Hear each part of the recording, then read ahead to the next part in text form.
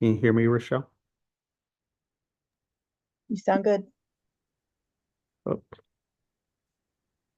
Can you hear me okay? yeah, I need to connect. Hello there. Can you hear me? Yes. Okay, perfect. Hi, Tanya. Hello, how are you? Good. How are you doing? Good. You already look refreshed. Who knew? Maybe just like one afternoon is all it takes. Hi. Did you get the script and everything? I did. You know, Okay. Cecily is amazing. We don't have to worry about any of that. Awesome. Awesome. Good. Let's see. So we're gonna go. When we go to closed sessions, I'm gonna pop in for a little bit, and then yeah. Okay, sounds Okay. good. Well, we hopefully Diego and Jorge will be here so that we can start. Because Okay. yeah, Carla is running a little late. Okay. Uh-huh.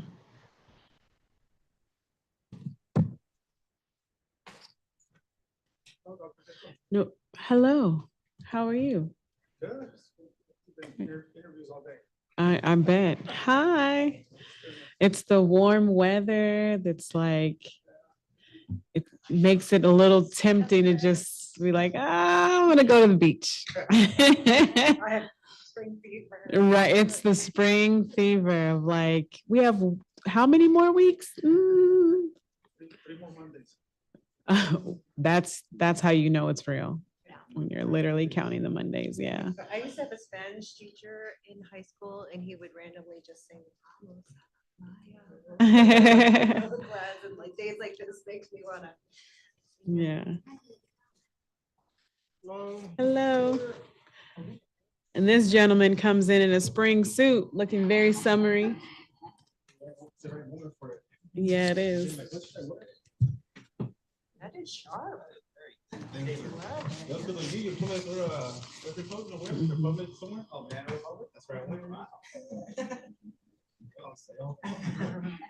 do have things.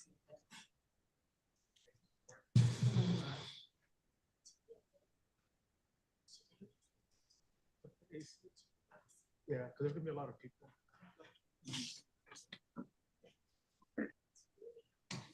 We have the partitions down.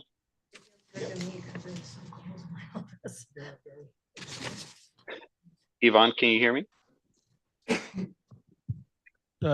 Yes. Can you Oh, hear? okay. Yes, the Yes. partitions are down. Oh, okay, good. Yeah. Here, I'll send you a picture.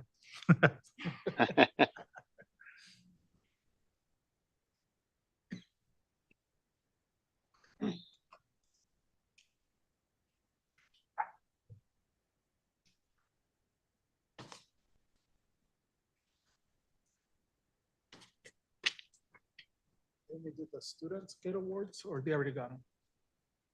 Right, they already got them, I believe. Right. Okay. Who's reading the names? I'm gonna read the employees and then Jose's gonna read the students. Okay, great.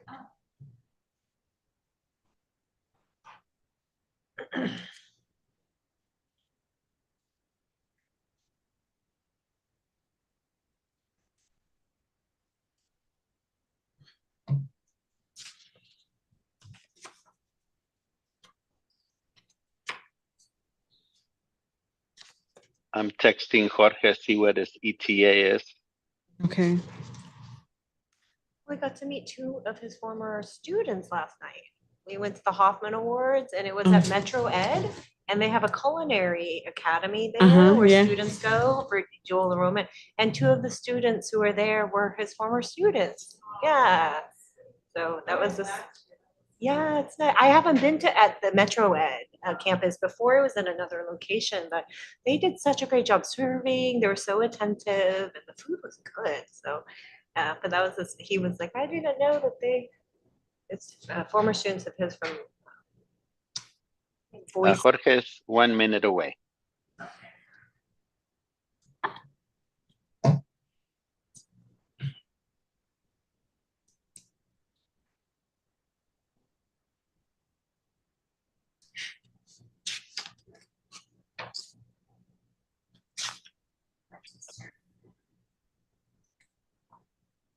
that's Amy, that's where Irma is helping out right now at Metro Ed. Metro Ed, oh, okay. I've Yeah, never been to that campus. It's very big. yeah. I was really impressed with their culinary program. I think they have like a firefighting, like to be firefighter and electricians. They have a lot of stuff. Yeah, their fashion design program was actually one of the Hoffman Award recipients last year. Oh, Metro Ed, awesome. yeah. So they do screen printing and all kind like fashion design. And Well, that's cool. even the centerpieces of the tables they said was from the design school. So they were just really, really involved. It was great.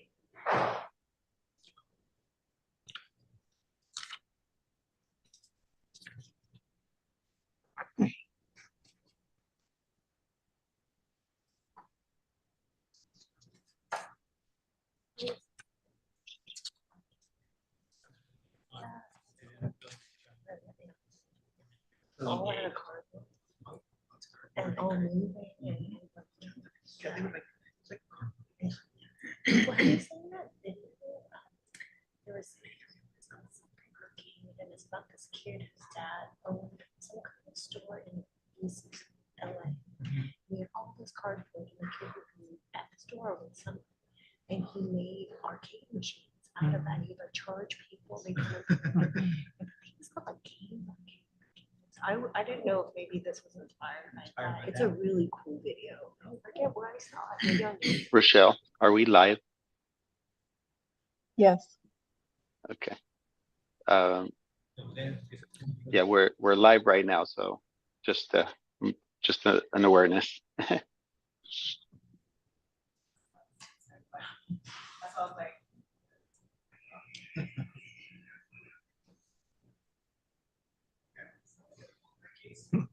He did a Metro Ed program. He did a promotion.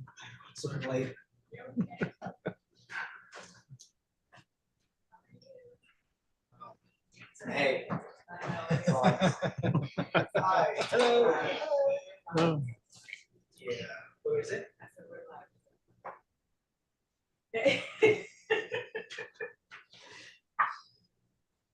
We'll go ahead and start. Good evening, everyone.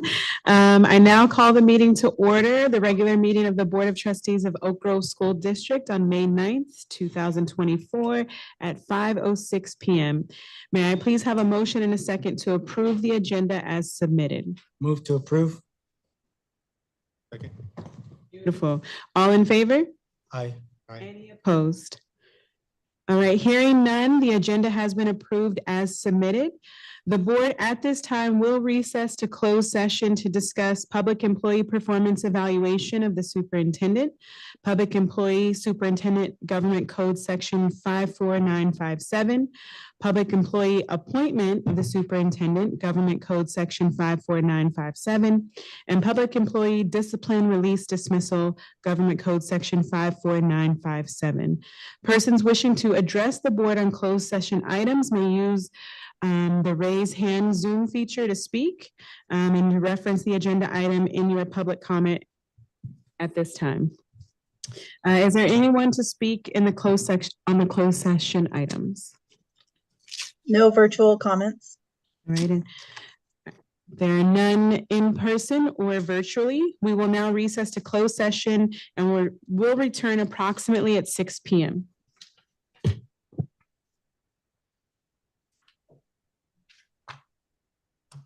Okay.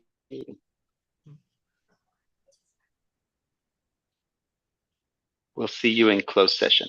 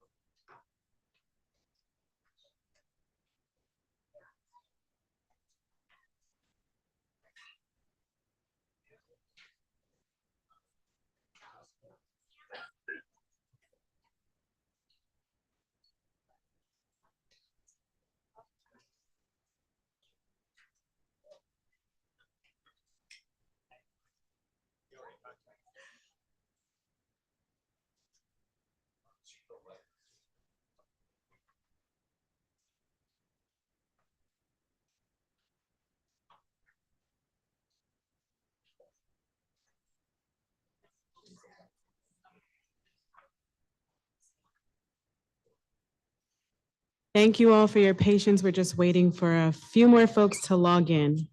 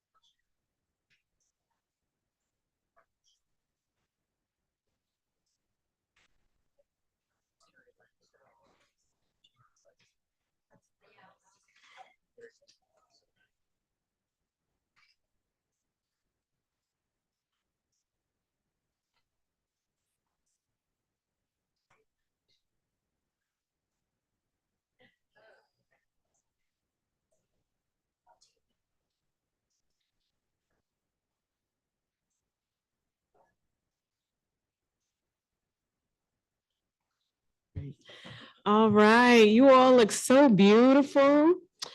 Happy spring. We're ready for summer. Thank you all for being here, especially at the end of a very full workday, I'm sure. We want to welcome you to the regular board meeting of May 9th, 2024. There are many opportunities for the public to address the board, public hearings, public comment, or during a specific agenda item. If you wish to speak to the board, please complete the request to speak card at the front and provide it to the recording secretary. Ms. Esley, can you just raise your hand? Ms. Esley, can you just raise your hand? If you have a request to speak, she'll take it right over there. If you are joining the meeting on Zoom, please select the raise your hand feature in order to have your name called when the agenda item is reached. In-person speakers, you will be called to the podium first, followed by Zoom attendees. When it is your turn to speak, you will have 3 minutes to speak, but please note that this time may be reduced to a lesser amount depending on the number of speakers for the item. The Brown Act governs meetings of governmental bodies in California. Your comments to the board must be specific to the agenda item you are addressing. If there is no specific item, you are welcome to present comments during public comment. Please note that you are attending a public meeting of the Board of Trustees doing the public's business. This is not, unfortunately, a public forum for public debate. We're going to begin with a land acknowledgement. Member Pacheco, will you please provide the land acknowledgement for us? Thank you, Vice President. We acknowledge that the Oak Grove School District and our schools occupy the unceded territory of the Muwekma Ohlone Nation, the sovereign nation and original people of the skies, land, and waters where we work and learn. The Muwekma Ohlone people are the stewards of these land and of the teaching and learning that comes from and responds to the needs of the land and people who share it. May our daily lives and work, research, teaching, community engagement support the evolving vision of the Muwekma Ohlone and for their communities and these lands. Thank you. We're going to move to our flag salute. Superintendent Chaitis, do you mind? We're waiting for Superintendent Monzo to log in his absence. Please rise.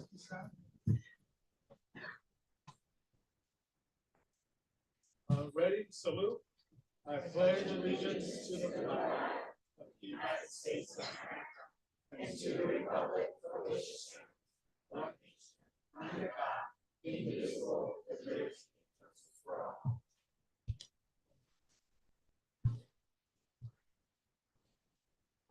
Thank you. And I believe, has he been able to log in? Oh, he's there. Superintendent Monzo is joining us virtually today. And as he's logging in and loading, we also want to acknowledge our president in her absence as well. And Superintendent Monzo, are you able to hear? You're muted. The story of our lives.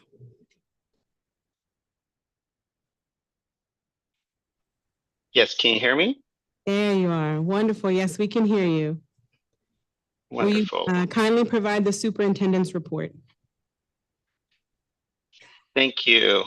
Yes, welcome everyone. I apologize for the glitch with technology and my absence today in person. My son is getting his master's degree and we're in Arizona to help him celebrate that accomplishment. So thank you for allowing me to be able to participate in that manner with my family and join virtually tonight. I'd like to start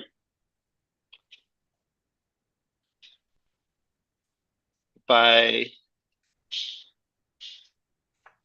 mentioning, okay, here we go. By mentioning that we want to thank all of our parent groups that have taken time over the year to support our district with their feedback and their participation with all of our district meeting groups. I want to thank our Coffee Klatch parents, our ABLA parents, our DAC representatives, as well as our homeschool club presidents. We recognize that it takes additional time and effort to make it to these meetings and truly appreciate over the year the feedback that you have provided as part of your participation in supporting improving our district and providing a better outcome for our students within our district. I also want to recognize all of the work that went into the Cinco de Mayo celebration. There were many involved in putting this special event together. And also want to congratulate Mr. Mike Britton from Christopher School, who was awarded the Benito Juarez Award at the Cinco de Mayo celebration. So we want to extend heartfelt congratulations to Mr. Britton. And Mr. Britton is also retiring this year. So double congratulations to him. And we also want to recognize the many individuals that were recognized at the employee recognition dinner on May 1st. It was nice to have this celebration that hasn't been held for 5 years. It was very well attended, approximately 275 staff members from within the district. And I want to thank Board Member Hernandez and Board Member Martinez that was able to join us for that event. I know that all of our board members would like to attend it, and there were conflicts with their schedules as well. But this was just a tremendous celebration. We recognized our retirees and as well as our employees for their years of service for 20, 25, 30, 35, 40. And yes, we have a 45 years of service recipient that we recognize on that event as well. So congratulations to everybody at that event. And last night, we had one of our schools, our two-way bilingual immersion school, receive the Glenn Hoffman Award. And they received the Exemplary Program Award, again from Glenn Hoffman, which is sponsored by the Santa Clara County School Boards Association. So I want to thank Member Pacheco Jr. for attending this event, and also the many individuals that were there in support of this recognition, which were our teachers, our principal, and our members of our ESD team that were there to support our school in this special recognition. And every year, out of the various schools that are recognized for the Glenn Hoffman Award, there's one school that is selected as the overall recipient or award recipient for an exemplary model or program. And that award is called the Christy Porter Award, who happened to be a previous board member of Oak Grove. And that award was named in her honor. Regretfully, she passed away in years back out of a tragic accident.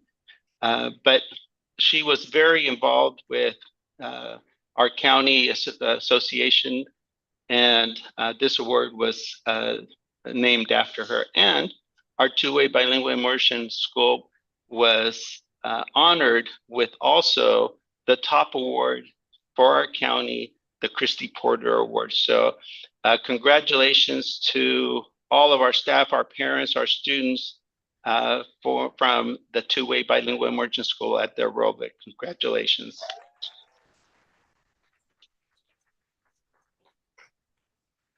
And today, we also have the pleasure of recognizing some exemplary students. We will be recognizing Student Success Vision Awards, as well as later our Classified Employees of the Year Award.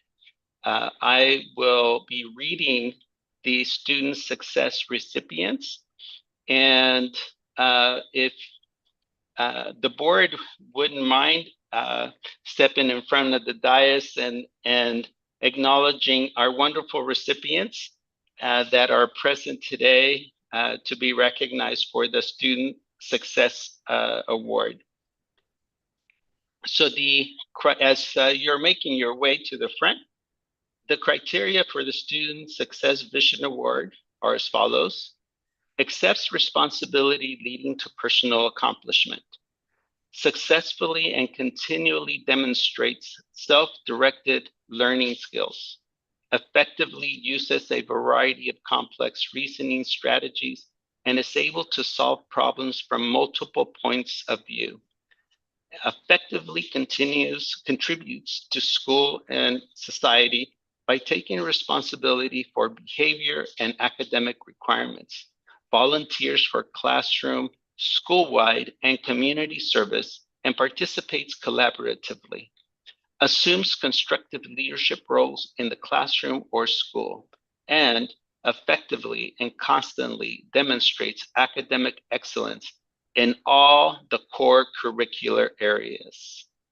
And so we would like to start with Adventure and Gabriel Moreno, 7th grade student.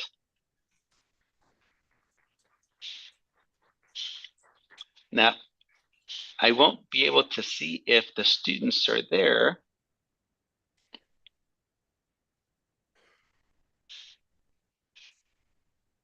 So I believe they had already received their certificates back at their school. So we'll just be calling. I'll just pause a second and see if they're there. Joanna Trent, also from Adventure.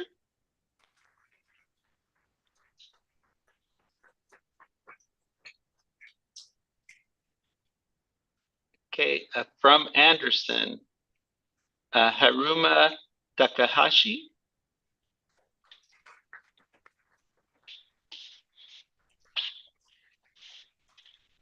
Okay,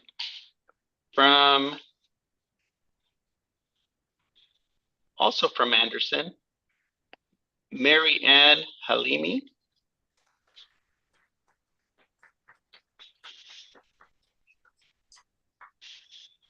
From Baldwin, Ryan Hamila, 2nd grade student.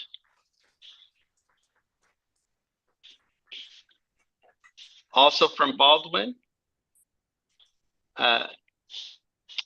Inez Hashimi.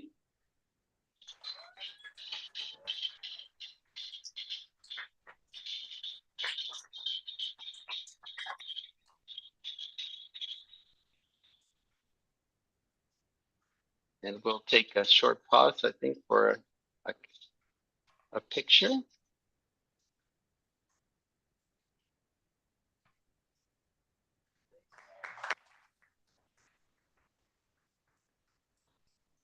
From Burnell, Ulysses Muniz, 7th grade student.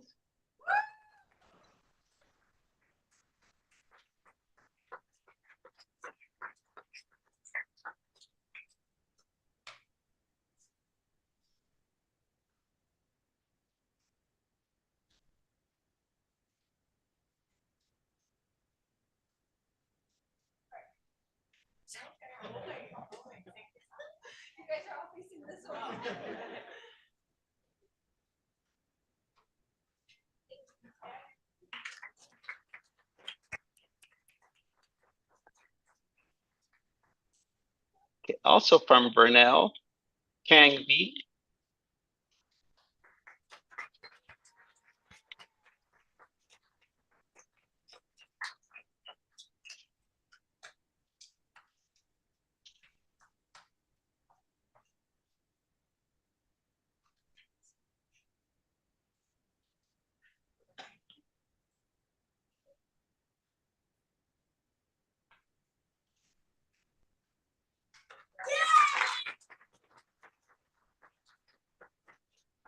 From Christopher School, Samantha Portillo.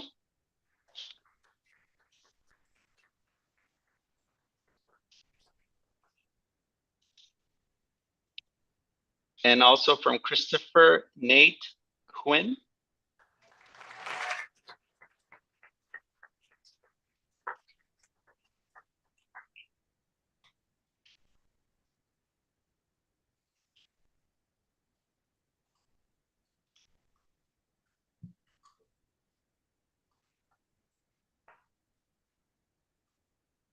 And Nate is also one of our superintendent student advisory leaders.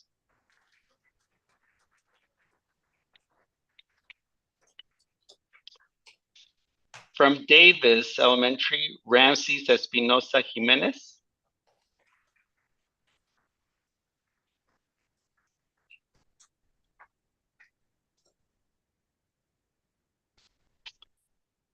Also from Davis, Valerie Gallegos.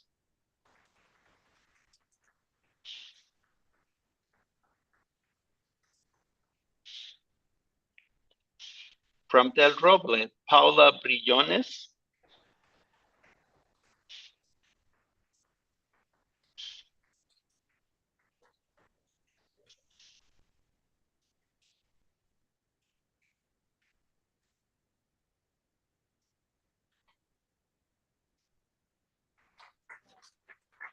From Del Roble, two-way bilingual immersion,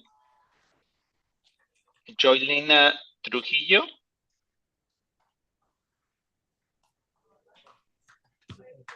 Superintendent Monzo, can you just pause and Oh, the okay. student that is up there right now is from Del Robles. Okay. Okay, fantastic. Yeah, we're at Del Roble right now. Okay, this is Paula. Yes. Yes. Oh, okay, perfect.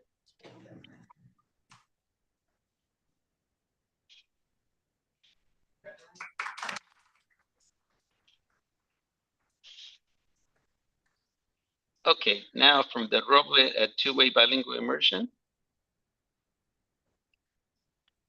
Joylena Trujillo. Am I on the right one?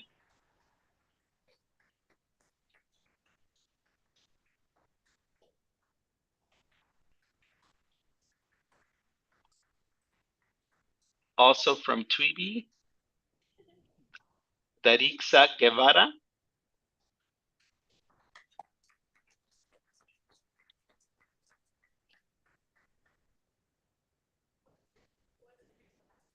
Daritska Guevara.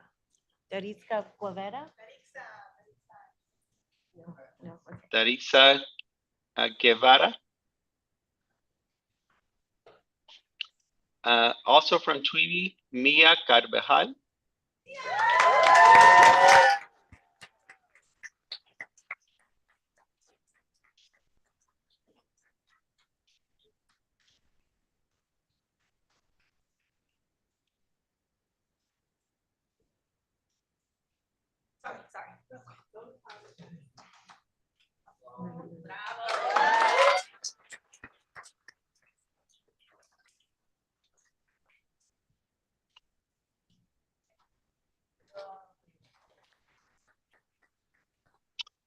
Okay, from Edenville, Eleanor Tadena.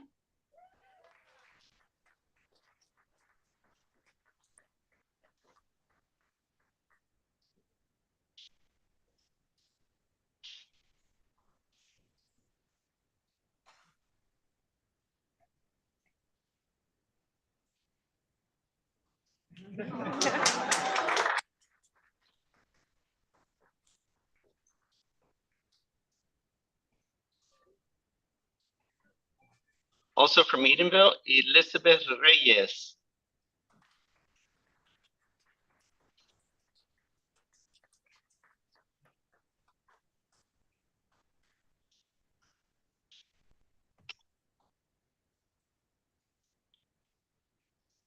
From Frost, Sion Lacey.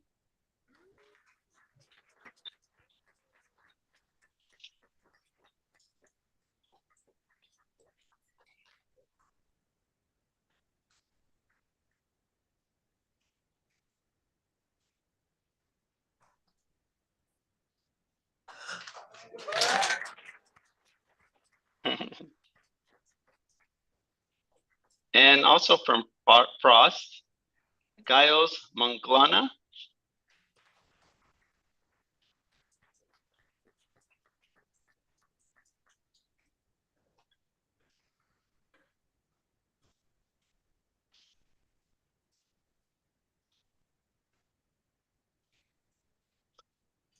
Okay, from Hayes, Sophia Chion.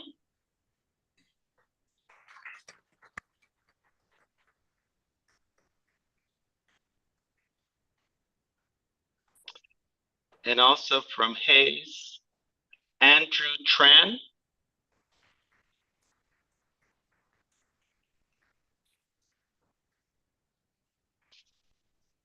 From Herman, Leonardo Cortés.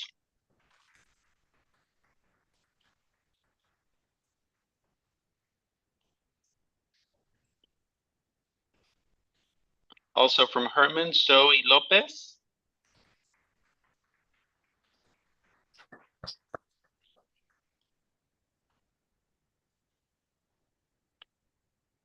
From Indigo, Abigail Raspone.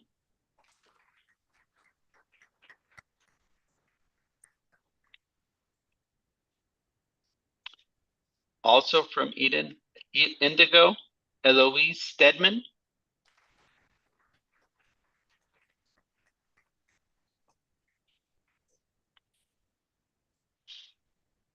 From Ledesma, Eva Ward.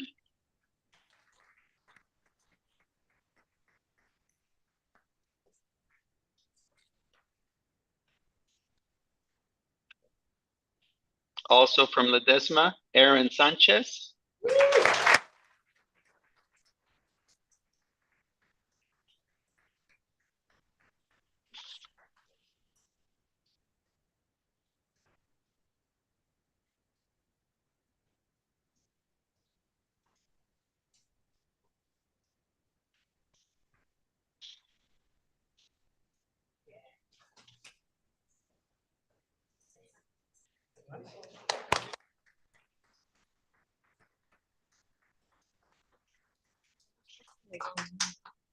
From Oak Ridge, Tyra Liu.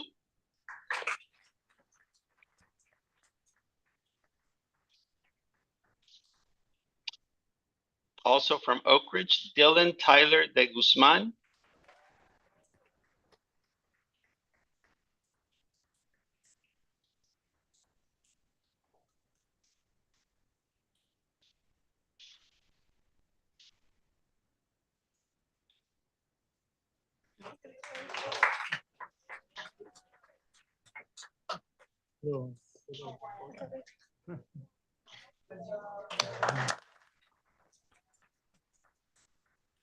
From Parkview, Oliver Yang.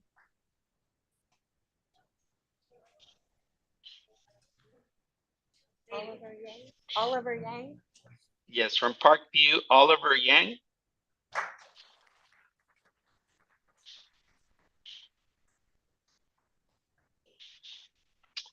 Also from Parkview, Lena Gozi.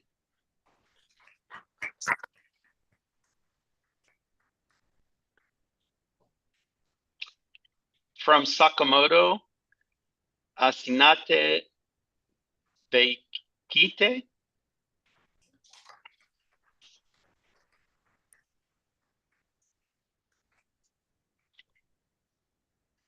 Also from Sakamoto, Hannah Johnson.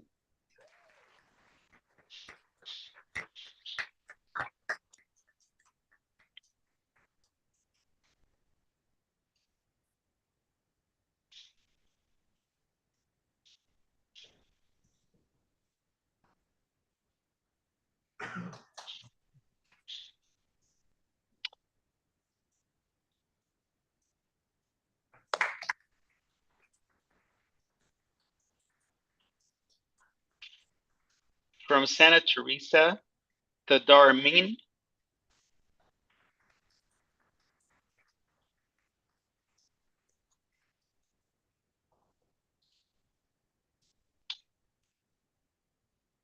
And also from Santa Teresa, Kara Nguyen.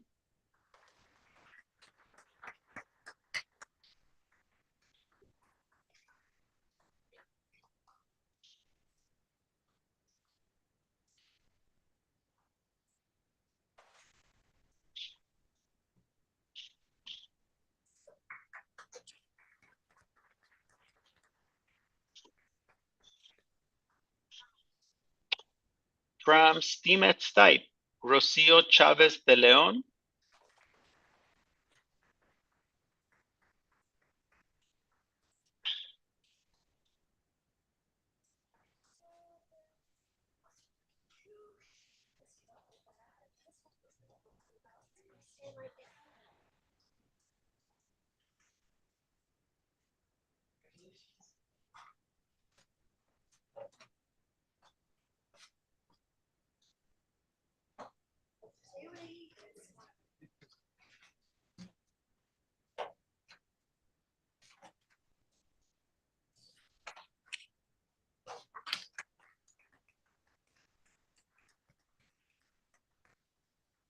Okay, and from Taylor Elementary, Noah Cho.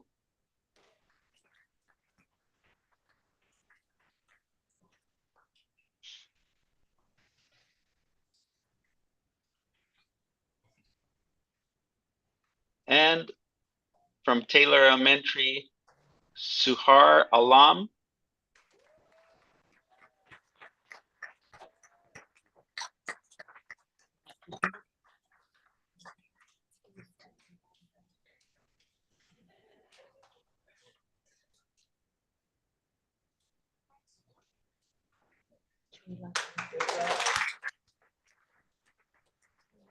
Congratulations, a big hand to all of the recipients from all of our schools, our excellent students that are being recognized this evening. And if all of the students can come up for one group picture. Superintendent Monty, I believe you Yes. missed one. Did I miss one? Marbella? Oh, I'm sorry. I apologize. From STEAM at Stipe, my apologies, Marbella Aguilar.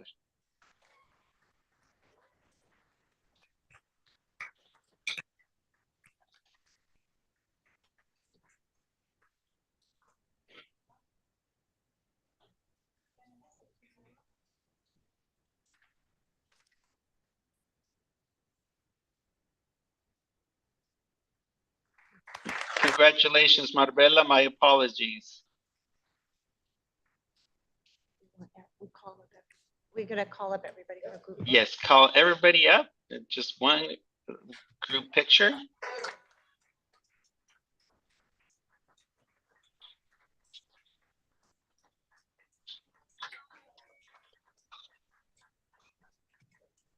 So parents, you can look for the pictures of your student on our social media page and on our website. And also the group picture will be posted as well.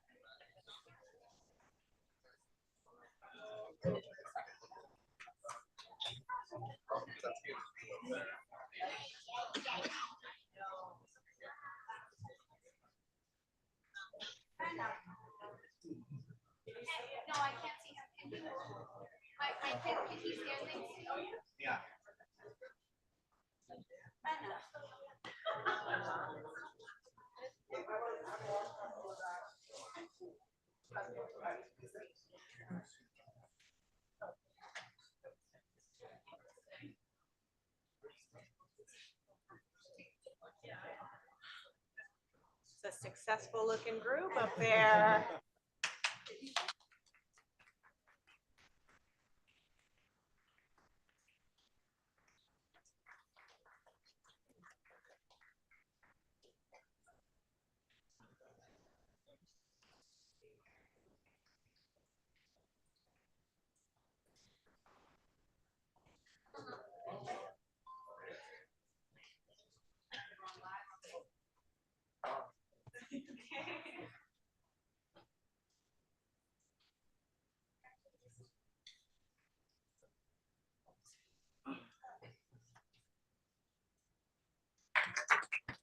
Great job, everyone.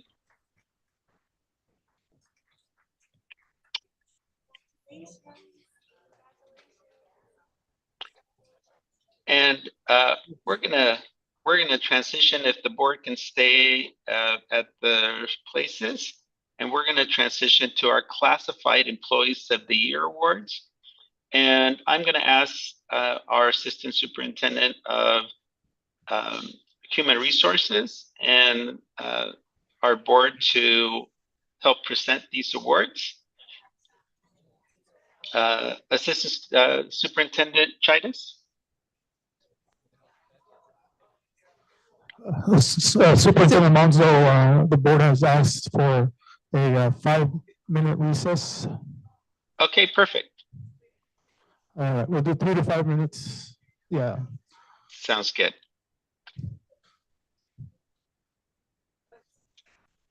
We're just gonna pause for a few minutes to let folks transition before we move on to our next awards.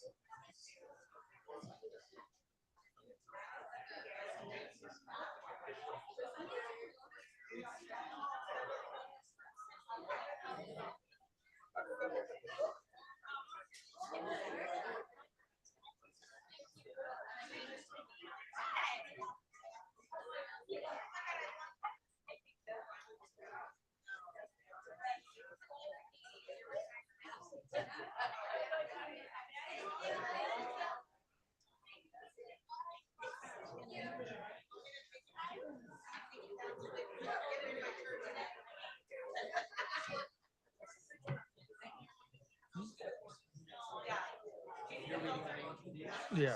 Sophie's eating out, or Candy, she's gonna help out.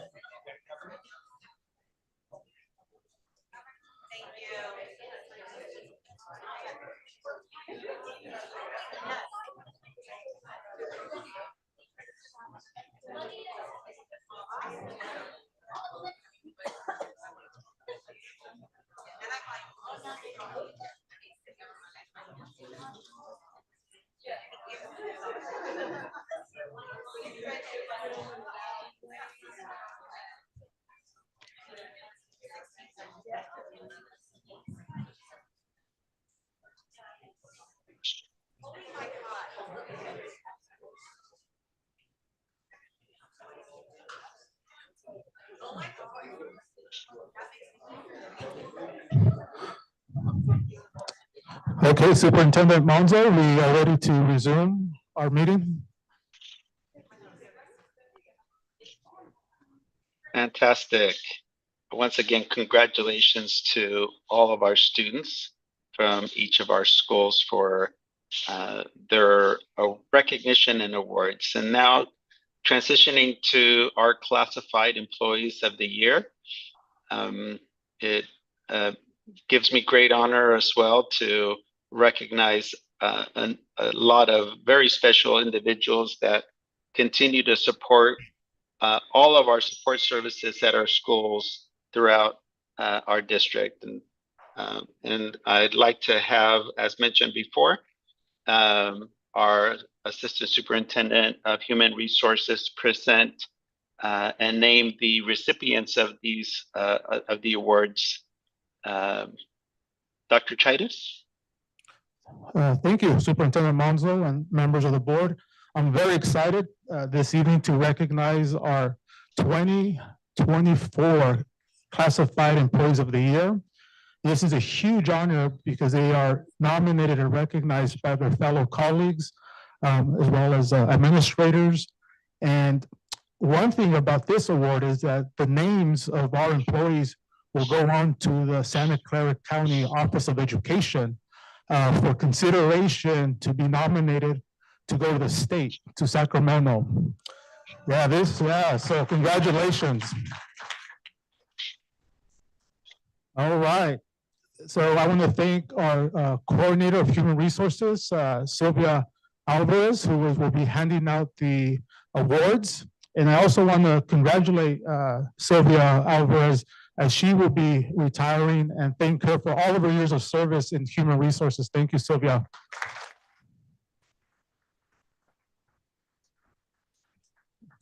Okay. Our first Employee of the Year, Confidential Executive Secretary from Human Resources, Donna Taniguchi.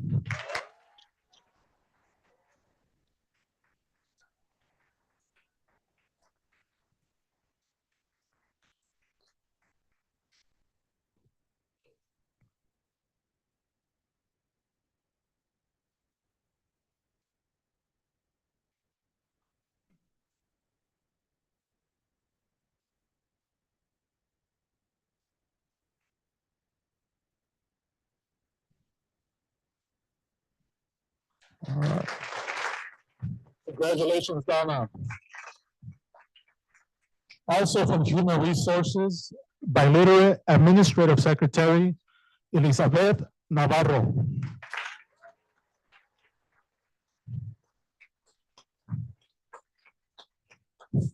From Burnell Intermediate School, School Secretary, Elizabeth Ash.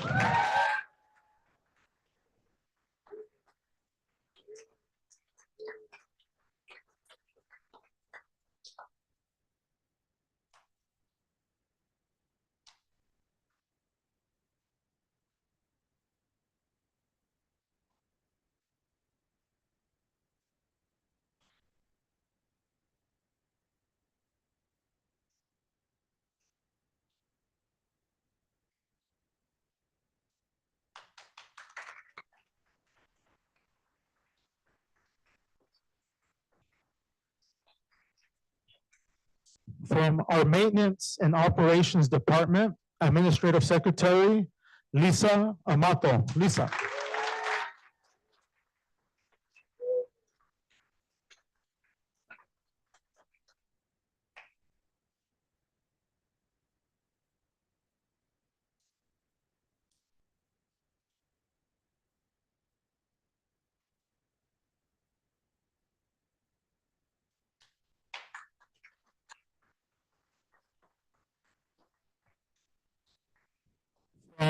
our Maintenance and Operations Department Administrative Secretary, Denise Gamrawi.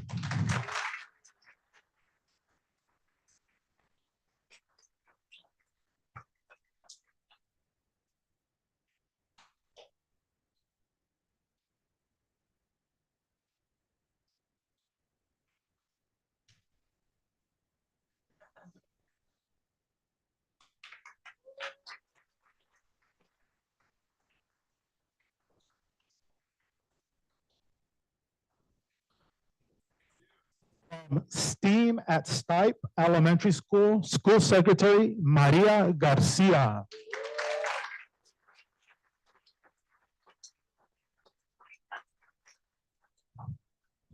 From Del Roble 2B program, lead custodian Yolanda Contreras.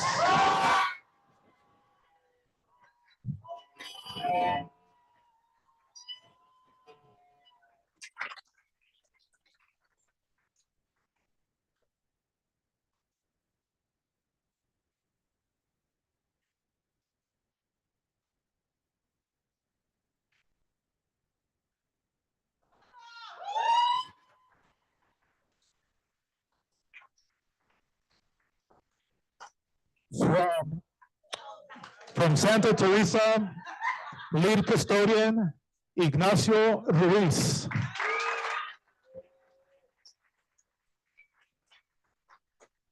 Also known as Mr. Nacho.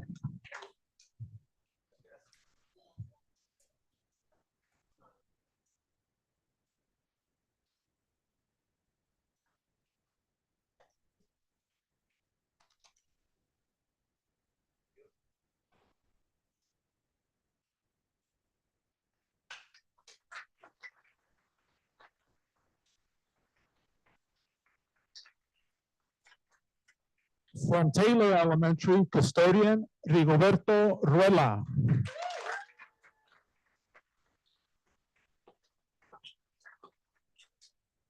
From Maintenance and Operations Department, groundskeeper Michael Ayala.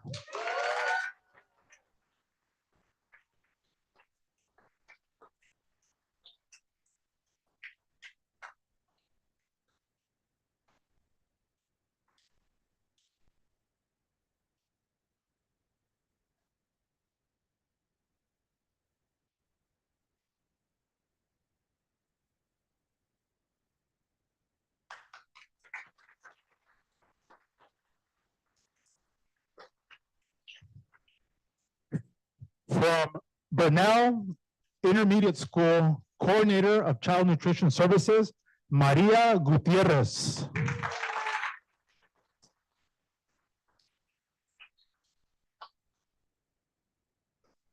From Frost Indigo Elementary Schools, Health Clerk Elizabeth Keflet.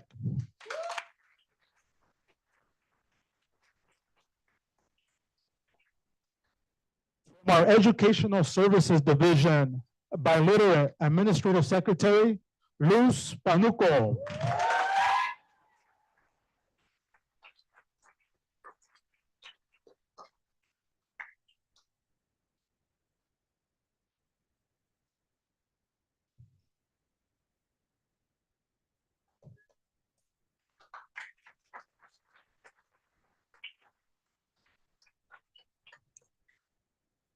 From STEAM at Stipe Elementary School, Instructional Assistant of our Special Education Program, Socorro Rosales.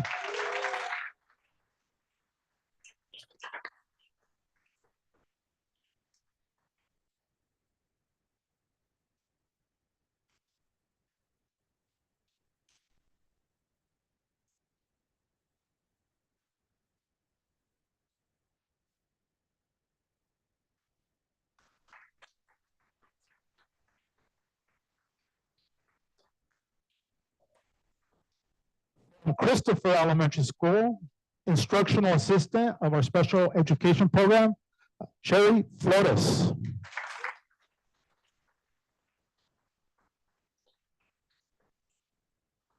From our Maintenance and Operations Department, Skilled Trades Worker Kevin Fuller.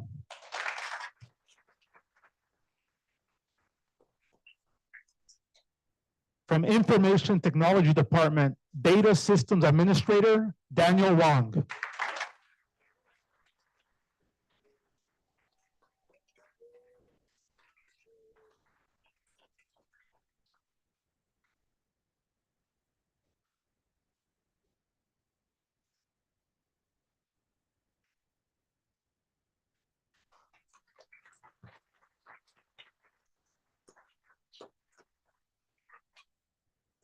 From our Information Technology Department, from the Help Desk and Tech Support, Drake DiDenti.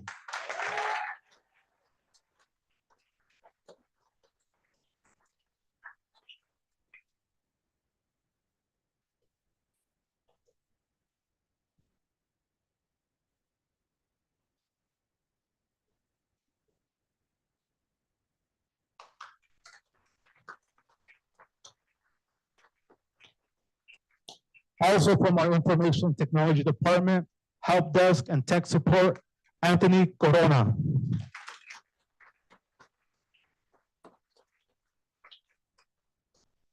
From our Transportation Department, School Bus Driver, Sonia Lopez.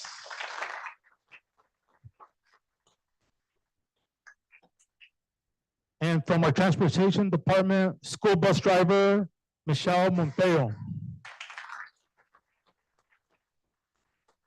Congratulations to our 2024 Classified Employees of the Year. We wish you the best of luck in the next round. Keep up the great work. Come on up, let's take a group picture. Come on down. We're going to take a group picture, please. Congratulations.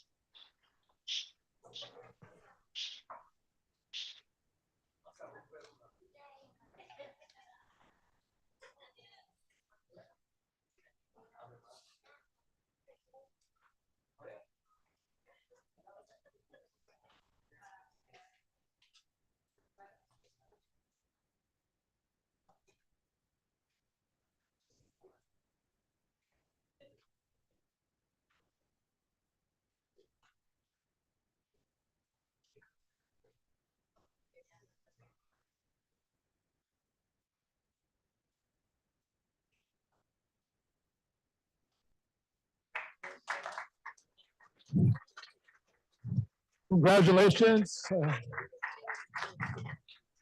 We're going to take a 3-minute transition break to take pictures. Thank you all. Have a good evening. And that concludes my superintendent's report.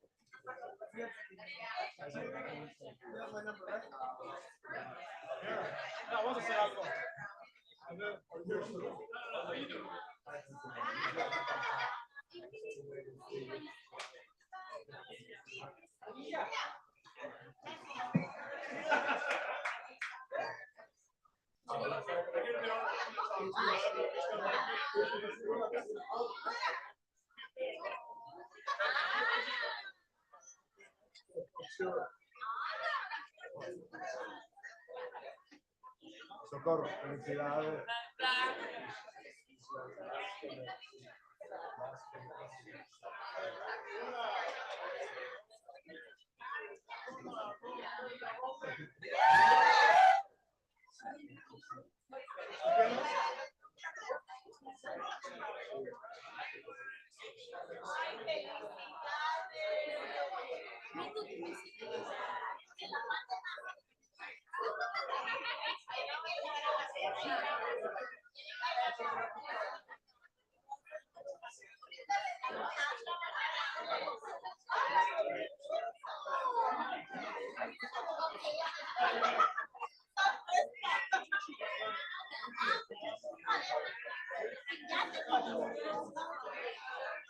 Yeah,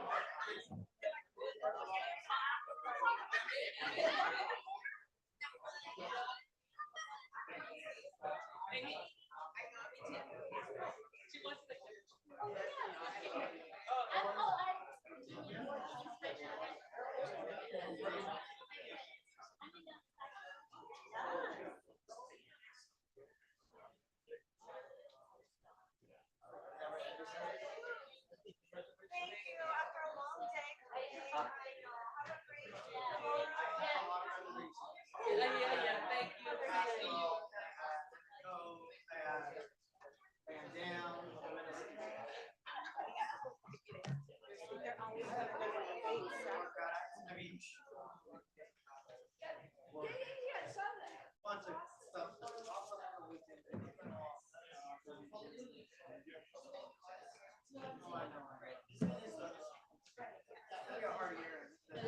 All right, if you can make your way back to your seats, we're going to get ready to reconvene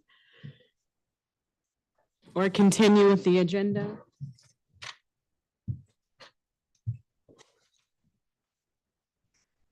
And Superintendent Monzo is there, okay. All right, it's absolutely beautiful to be able to celebrate with our community and celebrate students and our phenomenal educators. We're going to return back to the next agenda item, which are the closed session items. The board met in closed session to discuss the following: public employee performance evaluation of the superintendent, and no action was taken. Public employee employment of the superintendent, Government Code Section 54957, and no action was taken. Public employee discipline and release dismissal, Government Code Section 54957, and no action was taken. We also meant to discuss the public employee appointment of the superintendent, Government Code Section 54957, and action was taken. I want to give a little bit of background and context for the action that the board took. It is our primary role and responsibility to manage, to hire, and sometimes fire the superintendent. In this case, we've had a phenomenal superintendent, Superintendent Monzo, for years, and who is going to be retiring. And so this board is charged with the responsibility to find the next superintendent. And it's one that we do not take lightly. It is one that we take very seriously, and want to do it thoughtfully, not behind closed doors, but in partnership with our community. And so I also want to just thank the staff, the office, for taking the time to solicit feedback and input through a variety of measures from our community. We took the time to review that, to read every single comment that was given, to listen in, to be a part of conversations. And with that, based on the feedback that was given, we opened up the application process to solicit applicants for a superintendent. With that process and from what was submitted, we also considered what is it that we are looking for, right? And it is very important that we have a superintendent that shares the vision that we have for this district. That we are first and foremost putting students at the center, that we are working in collaboration, that we are inclusive, that we are collaborative, right? And that we are moving and doing everything with integrity in a way that is going to allow our students to achieve their highest potential. And so with that, there was one applicant that met that, along with having the community partnerships, having relationships, having understanding, having a depth and breadth of experience that we felt could do the job, and also continue and fill in and take on the role with the smoothest transition possible.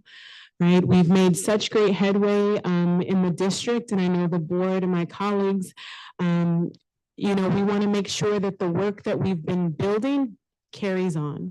And so with that said, we decided to appoint Dr. Chaitis as your next superintendent for the Oak Grove School District.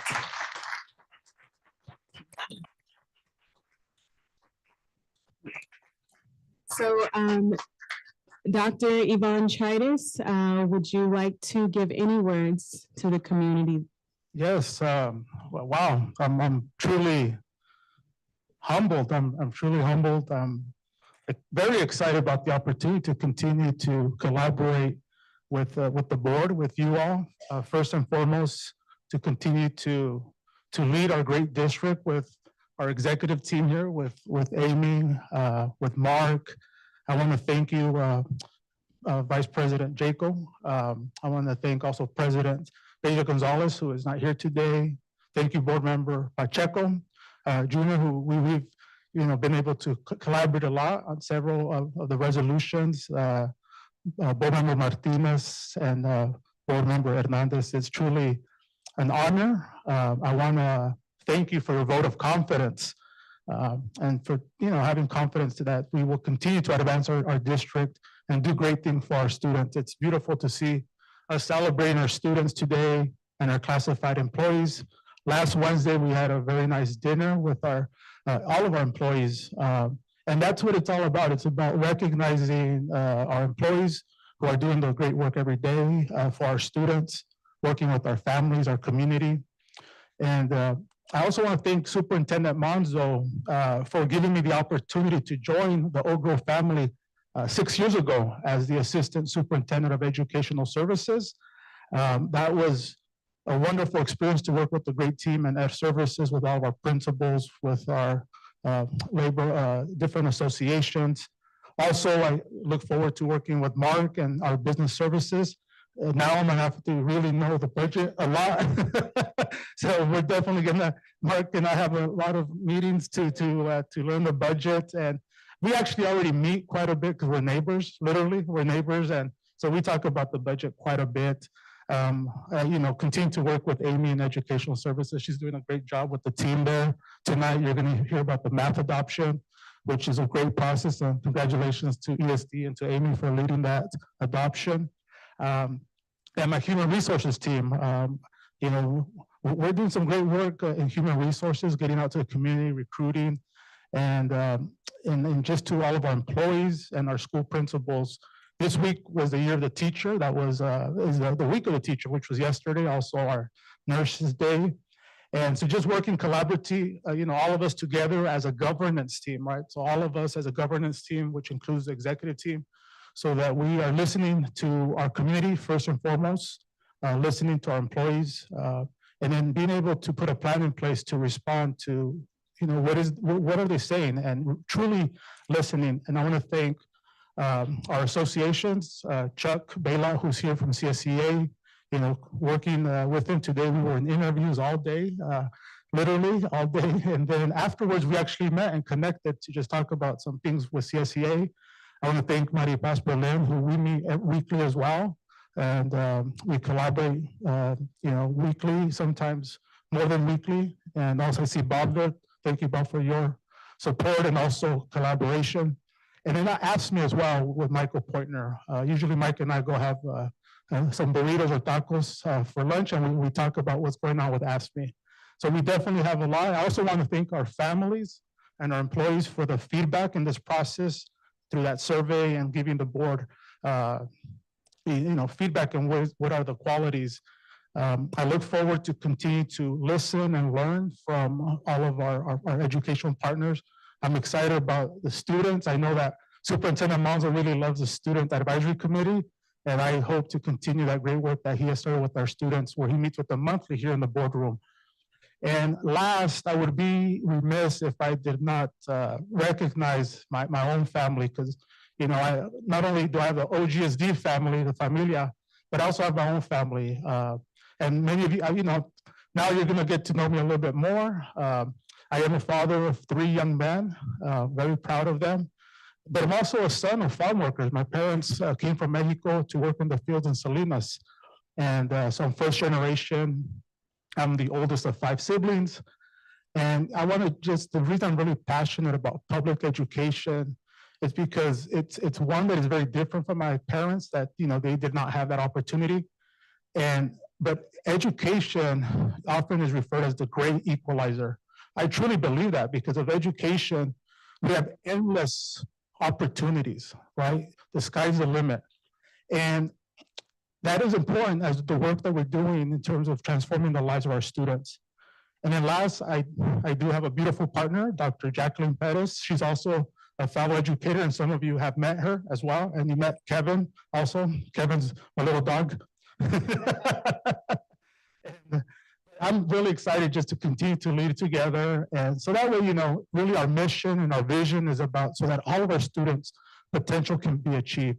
And, that's why I love this district. And I'm just excited to serve together with the team. And if you did not know, Cecily was my secretary for 3 years. So I'm happy to be back with Cecily. So that's very nice. And, right now, Donna's doing a great job supporting me as well. Well, thank you, Vice President Jacob. Thank you to the board. And I'm truly humbled by this opportunity to continue to work together. Gracias. Thank you.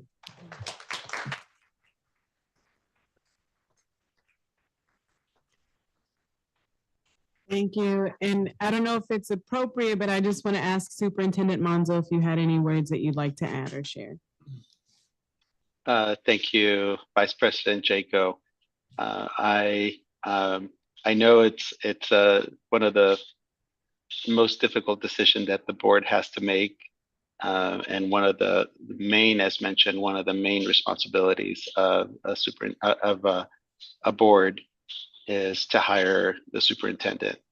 And I also feel fortunate to have had an executive team that has just been exemplary. And certainly Dr. Chaitis reflects that exemplary status of not just an educator, but also as a person and individual that will continue to expand beyond where we are now, because it is about continuous improvement and continuous growth. And I look forward to seeing the future successes of Oak Grove School District's governance team, new superintendent and executive team. And so congratulations, Dr. Chaitis. I can't wait to congratulate you in person. Beautiful. Thank you. I know that is mentioned also that as a board, we are really leaning on our community as we move forward to continue to co-create and collaborate, but also hold us accountable as elected leaders and our executive board to this shared vision, to the work that we're doing to support our students. And so we're looking forward to, working in partnership and moving forward. With that said, we're going to move through the agenda to public comment. Just a quick reminder that this is an opportunity for individuals to address the board on any school-related issue, which may not be a part of this evening's agenda. And are there any individuals who wish to speak to the board at this time? I have a few cards already, but you can go ahead and use the raised hand feature if you are online, or fill out one of the request to speak forms and hand it to our recording secretary to my left. With that said, we're going to begin with Bob Prola.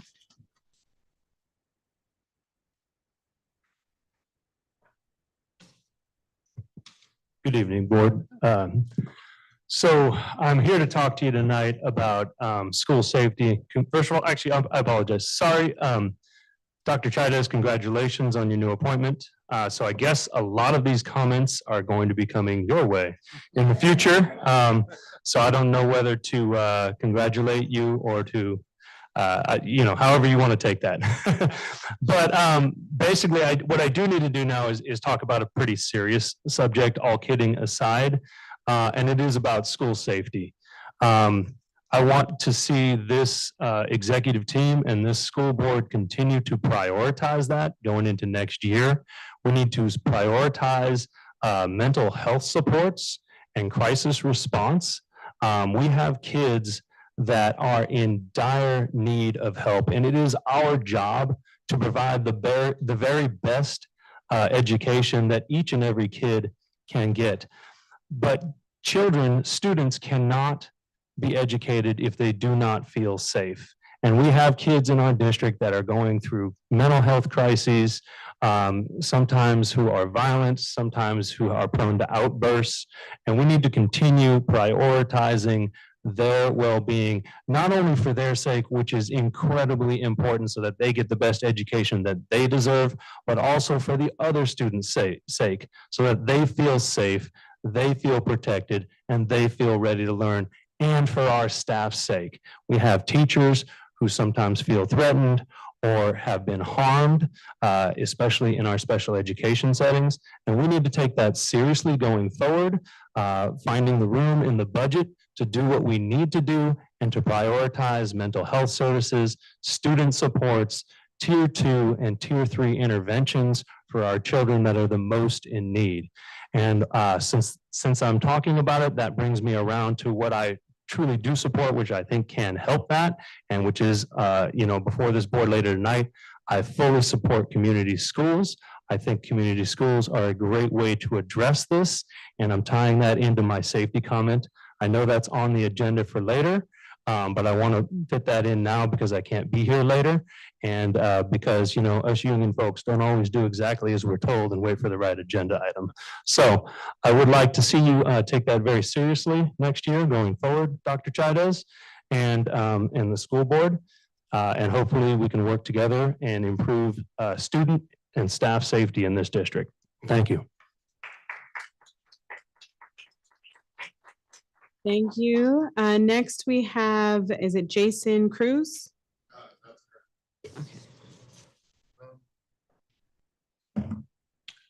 Good evening. So I have a son that's a third grader at Taylor Elementary. He recently informed me that his class does not perform the Pledge of Allegiance at the start of each school day. I was a little bit confused by this, so I messaged the principal of the school, who later called me directly, and I was very appreciative of that. During the call, she informed me that she's given each teacher an option as to whether or not they wish to perform the pledge at the start of each school day. Oak Grove has a very diverse student body, and I think personally that the pledge is just a small ritual that performed each day reminds us of our unity. It's a wholly wholesome practice. While of course students who harbor deeply held beliefs reserve the right to stand mute during the pledge, I believe that the student body is better off with it part of its daily ritual than without it. Furthermore, it appears that the state of California shares my opinion.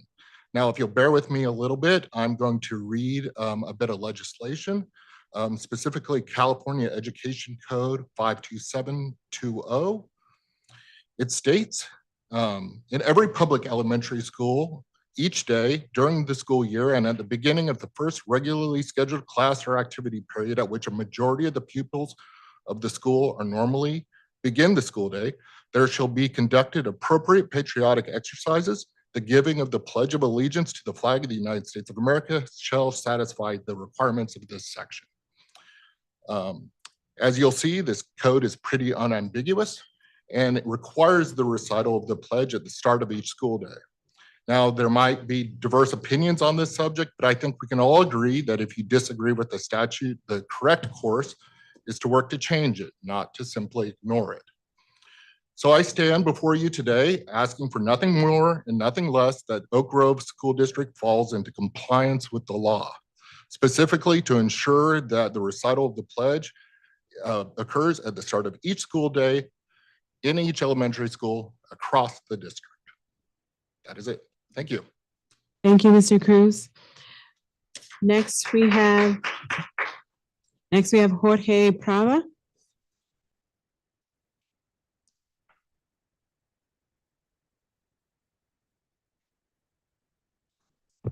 Good evening, Madam Vice President, board members.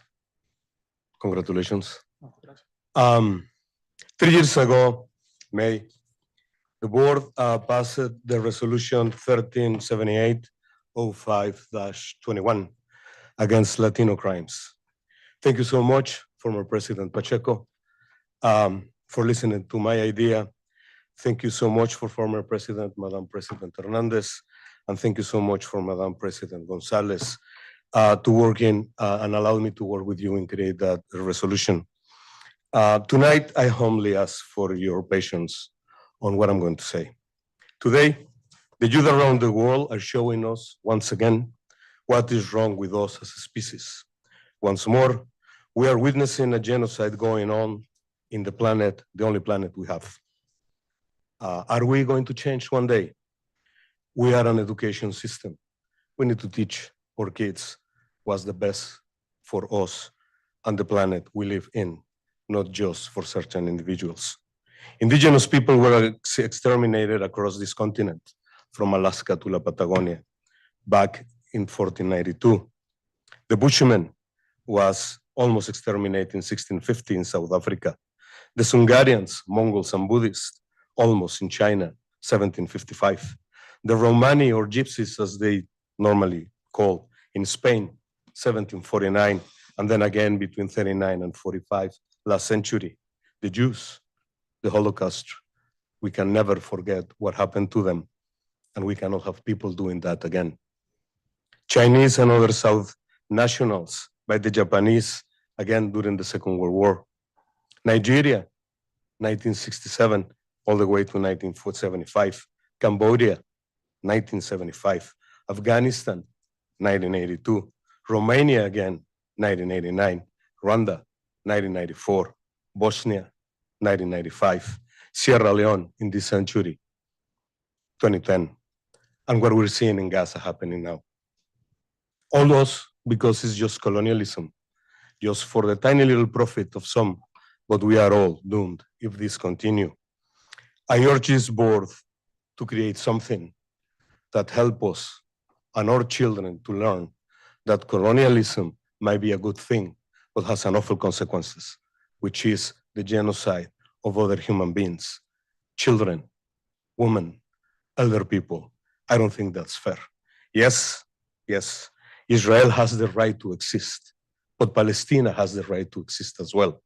There should be a way that they, being cousins, according to the Bible, they both follow, some of you as well, find a way.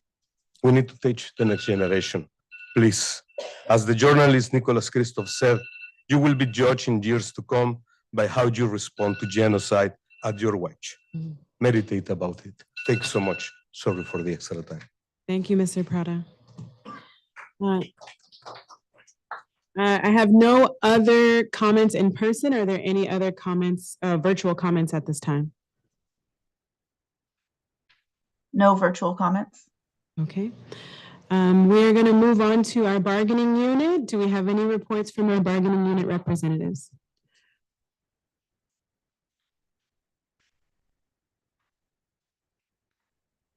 I see you won the coin toss.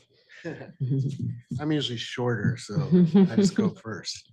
So I just got a few things to say. I came into the meeting deciding to wing it, and then when I got here, I said that was a bad idea because sometimes I meander, but then I gave up while I was trying to rush to write notes here. So bear with me. It's been a long day. I was in interviews with Yvonne all day, and I'm an accountant in the business department, and we're in an audit right now. So it's been a long week. So bear with me if I meander too much. First of all, I want to congratulate our classified employees who were recognized tonight for Classified Employee of the Year and being nominated for further to be the Person of the Year for the county and the state. Especially want to acknowledge the CSEA members that were in that group. I appreciate the example they give us, and they make our unit look good, and they're all wonderful people and work very hard, the people that were recognized today. A special shout out to the IT guys. They're my buddies, and so the three that got it, I think they're very impressive and good workers, especially the young guys.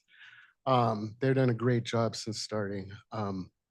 And I'm happy for them. I think they found a good career path, and it's always good to see the young guys come in and starting a good career.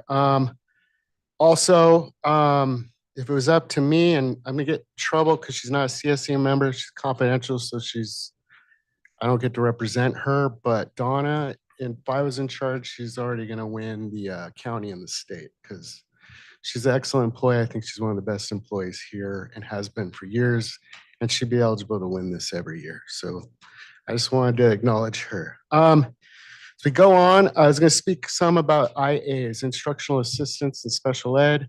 That's the part where I was worried about being all over the place because I didn't narrow it down on what I wanted to say, but I did want to acknowledge some of the things they do. And based on what Bob was saying, I wasn't going to actually go there, but Bob was talking about employee safety. Some of the things about harm, getting hurt, and safety for staff members and the students are most important, but our safety for our staff is important. And just in some circles with our IAs, morale can be low in certain areas, and some of it is about safety and concerns about getting hit and hurt.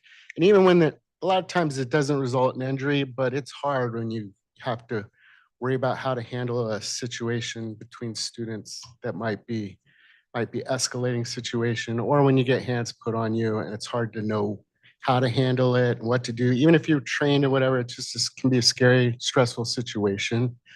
So I just want to know that despite all that, they work hard, they work admirably, they persevere through a lot of stuff there.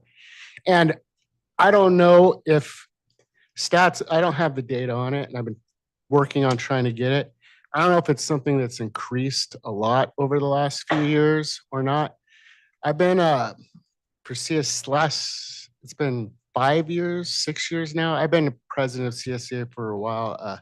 This term, I only finished out the last year and I didn't run. And so I sat out for a year, but I was the vice president. So I'm back here. My first stint around, the first 4 or 5 years, I rarely ever heard from an IA.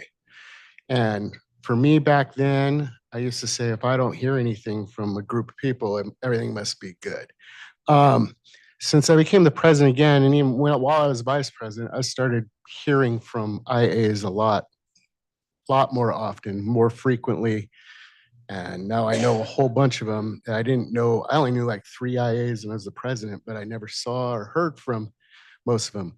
So part of me appreciates that they found a voice if they didn't have one before. And I appreciate that they're coming to me now. And I just want them to know that I appreciate, what they do and let me know these things. And I thank them for being patient with me catching up to their issues, because I have no idea what it's like to be in the classroom, and I got to acknowledge that. So I'm relying heavy on them to start learning more and how I can best represent them. I think we've done some good work. There's behavioral positions that the district's trying to recruit. I think in that there's some opportunities for those IAs if they had an interest in moving, like projecting with their career there or whatever. And so I've looked in a lot, and if any IAs are here listening, come talk to me and we can talk about that. I've actually been researching that. I'm also looking to make them a bigger part of our union leadership. I'm going to be this next year. I got to do a big push for site reps, a union rep at each site. And I'm going to push for a lot of them to be IAs. I'm going to be adding a instructional assistant to my negotiations team. There used to be one, but she retired, but I'm gonna make sure we get one. And I'm gonna push really hard to get a union steward that is also an IA, just so they are my biggest group, and I used to never hear from them, but they're my biggest contingency. They're very important. There are members that are actually in the classroom, which is what we're all here about. Ultimately, that's who we're all here supporting, is the classroom, the teachers, and the IAs. But I want to thank everybody that's worked with us. I especially want to thank our SPED department here at the DO, Megan, Nancy, Shannon, and Dina. They do a great job and try very hard in supporting. If I'm missing anybody that's over there, my bad, but it's the 4 off the top of my head.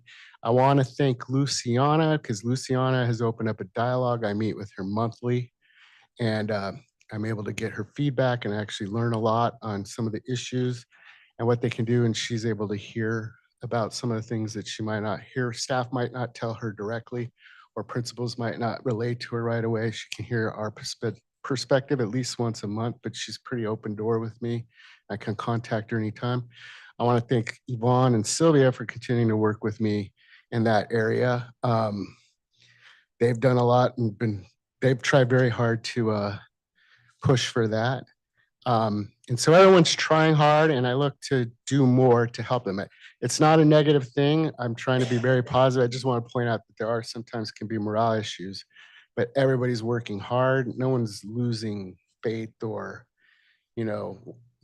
saying they want to quit or whatever, but, it can be difficult for them. I just want to acknowledge that they got a very hard job. They're asked to do a lot, and I just appreciate their work, and just like to once in a while remind everybody about it. I'm sure you guys know, but I think it's sometimes good for public forum for someone to address it. She's not here. She was here earlier, so I had thrown this into what I was going to speak about, into what I want to talk, and then right when I'm up here, I noticed that she left after our break. And Yvonne also, I was gonna do it early, but Yvonne kind of stole my thunder there too.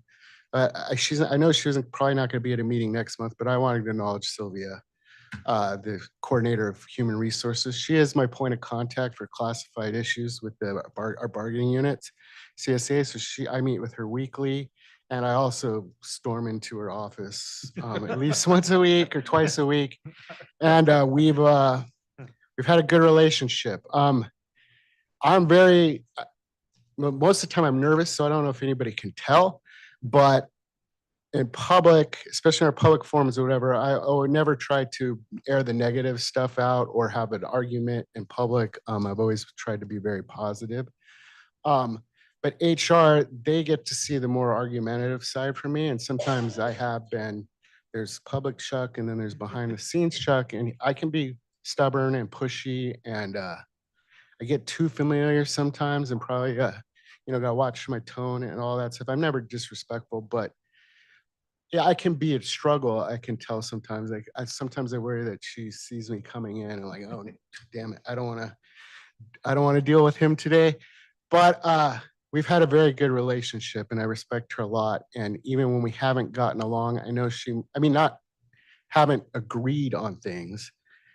I know she's coming from a good place, and she understands that I'm coming from a good place. And even when we disagree, it makes it that we'll always still respect and get along with each other. And I'll actually miss working with her. And congratulations, Yvonne. I'm not going to get too much into it because you'll have more time to get welcome from me. And Jose still is here, and I still want to give him his due as the boss until he leaves us. We will miss Jose, but I look forward to you filling in his shoes. But I'll miss working with you in HR too. Yvonne, especially over the last year, when I became president again, I've gotten to work with him really closely, and he's more engaged than I realized he would be. And sometimes I actually feel like he's always telling me, text me or call me, text me or call me. And I never really do, because I'm trying to be respectful of his time. And now I'm thinking, dude, he really wants me to call or text him if something's going on. So I appreciate that. And hopefully I do it a little less as your superintendent, but hopefully I can still do all that. So that's it. I did go long, but I don't think I wandered as much as I was worried about. So thank you. Have a good night. Thank you.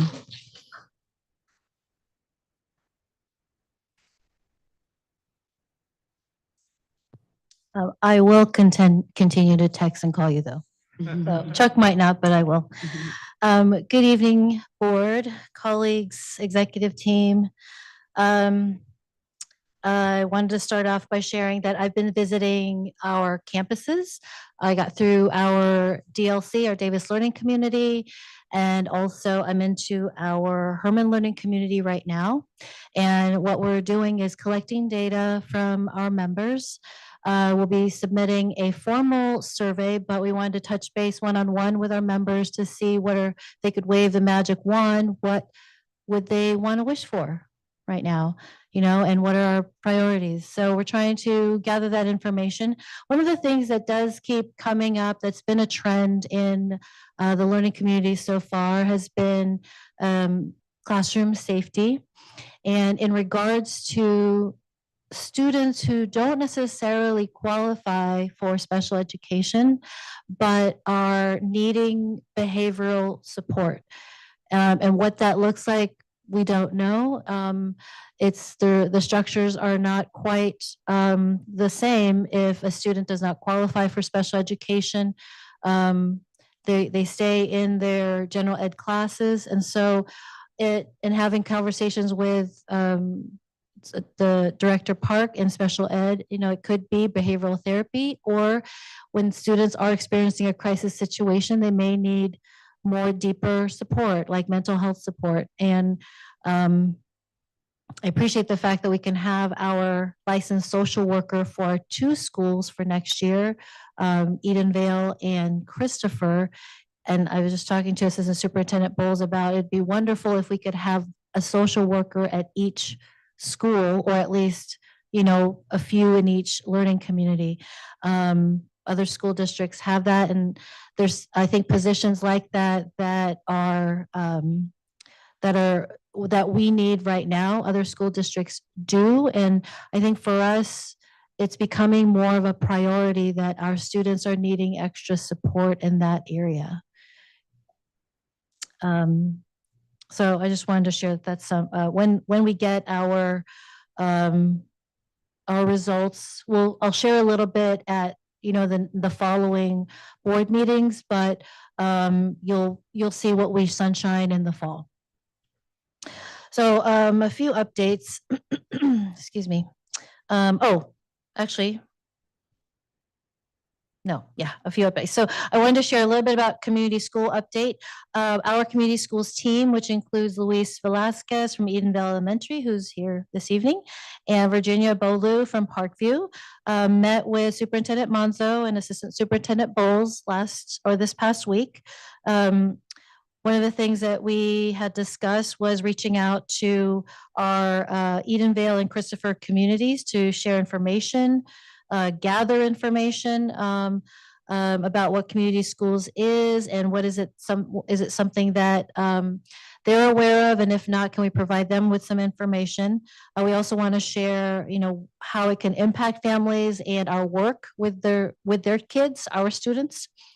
Some of the ideas that we had discussed were meeting with families at an already existing event that they're attending, or having a separate community event, such as like an event that they would already be attending would be one like the Edenvale's open house.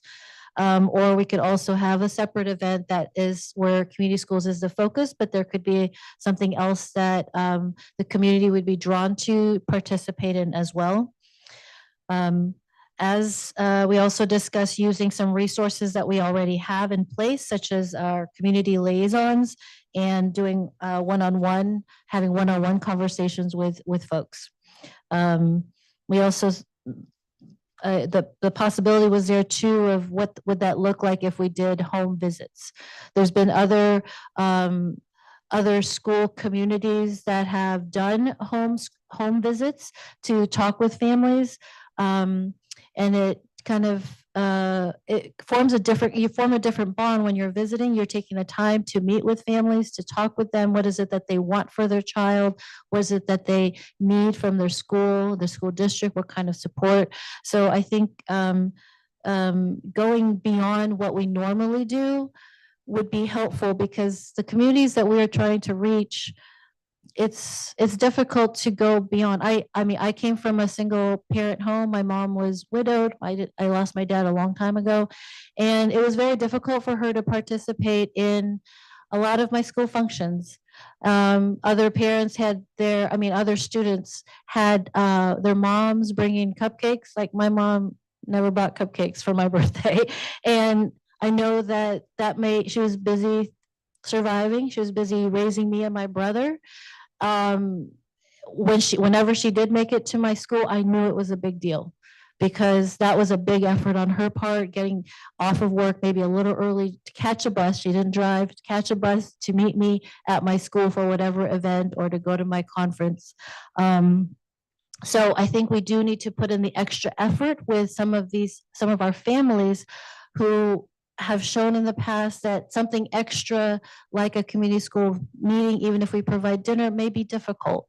So I think we do need to think creatively about how we reach out to our families. As a union organization, we understand that in order to reach individuals, we can't just email our way into these kinds of new things. We can't email our way, we can't just send another survey.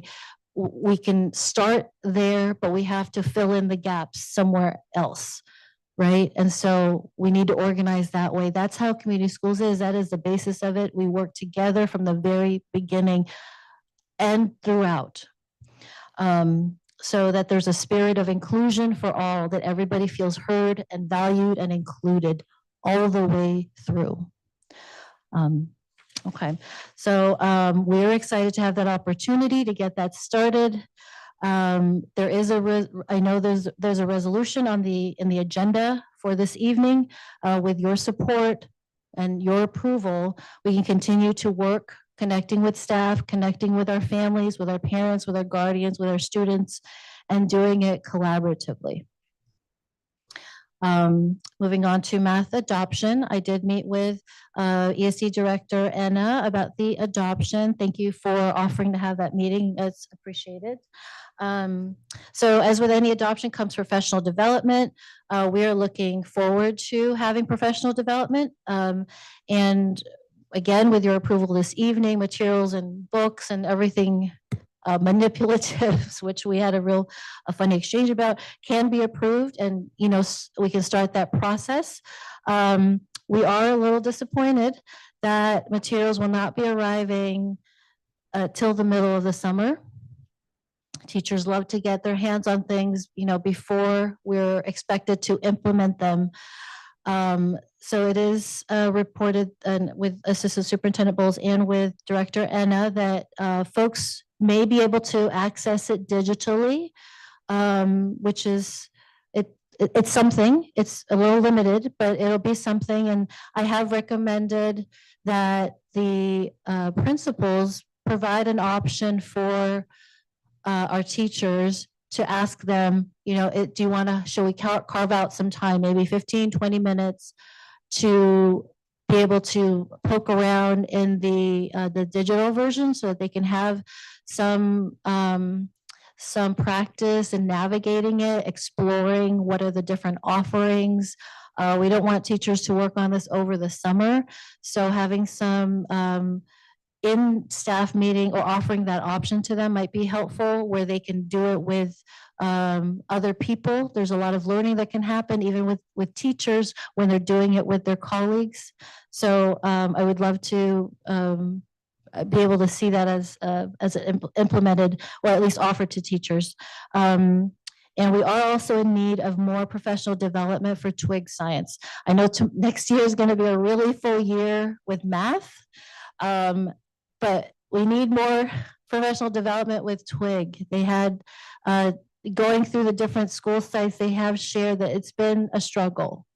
That one school, they just got through, I think, one unit. And of course, we want to reiterate that it's the first year that you are using something, so it's going to take a little practice, right? But I think in our discussion last month, it's good to kind of check back, at least in that first year and second year, to see how is it going? What's the, how are you feeling about it? What are some areas that are challenging to implement? What are some hacks, or what are some ways that we can, for the future say, what, we don't need that because it spirals, and we see that again in chapter 10. So some things where we can support and check, we won't know that until we ask people and they can share back, like, what's been your experience, either mixed grade levels or same grade levels. But we need to do that. We're investing a lot of money in updated curriculum, which is amazing and beautiful because we've been clamoring for that. So we want to make the most of it and really learn how to use it and implement it effectively, so that our kids, our beautiful kids, like our kids who showed up today, who made me almost cry, because it was like, that's who we're teaching. That's why we're here, right? That's why we are sitting here, because of these beautiful kids. So I don't want that to be in vain, that we work so hard to go through the adoption process, and we've got folks here who are going to speak to it this evening. And then the first year, second year, it's hard and we don't have enough training. I know it's challenging, but that is something that we want. We want to have the professional development, the time to plan, to look, explore, talk to each other, to see like how is it going with others as well. Lastly, I want to thank you, board, for doing a really thoughtful and efficient job in appointing a new superintendent without a lot of, sometimes in the news, you just don't know what's happening in boardrooms where there's just a lot of drama and fanfare, but thank you for doing it in a way that was very respectful and efficient and thoughtful. And congratulations to Dr. Chaidez. Next year is going to be a very big year. I've appreciated working with you, and next year is going to be a very big year for a number of reasons. We'll be going into negotiations. There'll be new board members. We'll be working I'll be sharing, or not me, we'll be sharing updates on campaigning and who we've endorsed. And there's just going to be some new leadership in the district as well. And we're going to be working on our application for community schools. So there's a lot already on your plate. You haven't even started. So get a lot of rest and remember to hydrate. I do want to share some unsolicited advice for you. Is whatever project, because those change, because our communities needs change every year, and what we needed during the pandemic is different than what we need now, right? And we want to be flexible and mindful of what those needs are as they change, so that we don't get into a rut and a rigid thought process that this is how we've always done it and that's how we need to do it. And I've never seen that in you. You seem very creative and innovative in your approach to approaching issues and problems. But I would advise you to always look to see who is not at the table when you are making decisions that are impacting the people. So nothing about us without us, whatever it is, right? If you are making decisions that are going to be impacting our families, are they in the room having that conversation with you? If there's decisions to be made about teachers and curriculum, are they in the room having that conversation? If we are implementing community schools, we can have that conversation together. So nothing about us without us. And that includes our board, that includes classified staff, that includes our students, that includes our parents, that includes our educators as well. So that's my nugget for this evening for you. Thank you. With that concludes my report. Thank you, President Berlin. We're going to move to our consent agenda. Superintendent Monzo, will you please present the consent agenda? Thank you, Vice President Jaco. I'd like to request that the board approve the consent agenda as regular items to be considered and approved. I'm sorry, Superintendent Monzo, your volume is a little low, and I don't know if that's our end or your end. Can you hear me better now? Yes, thank you. Okay, thank you. I apologize. Yes, I'd like to request that the board approve the consent agenda as submitted. All right, may I have a motion and a second? Move to approve the agenda, the consent agenda as presented. I second. All right, is there any board discussion? All right, may we please have a roll call vote?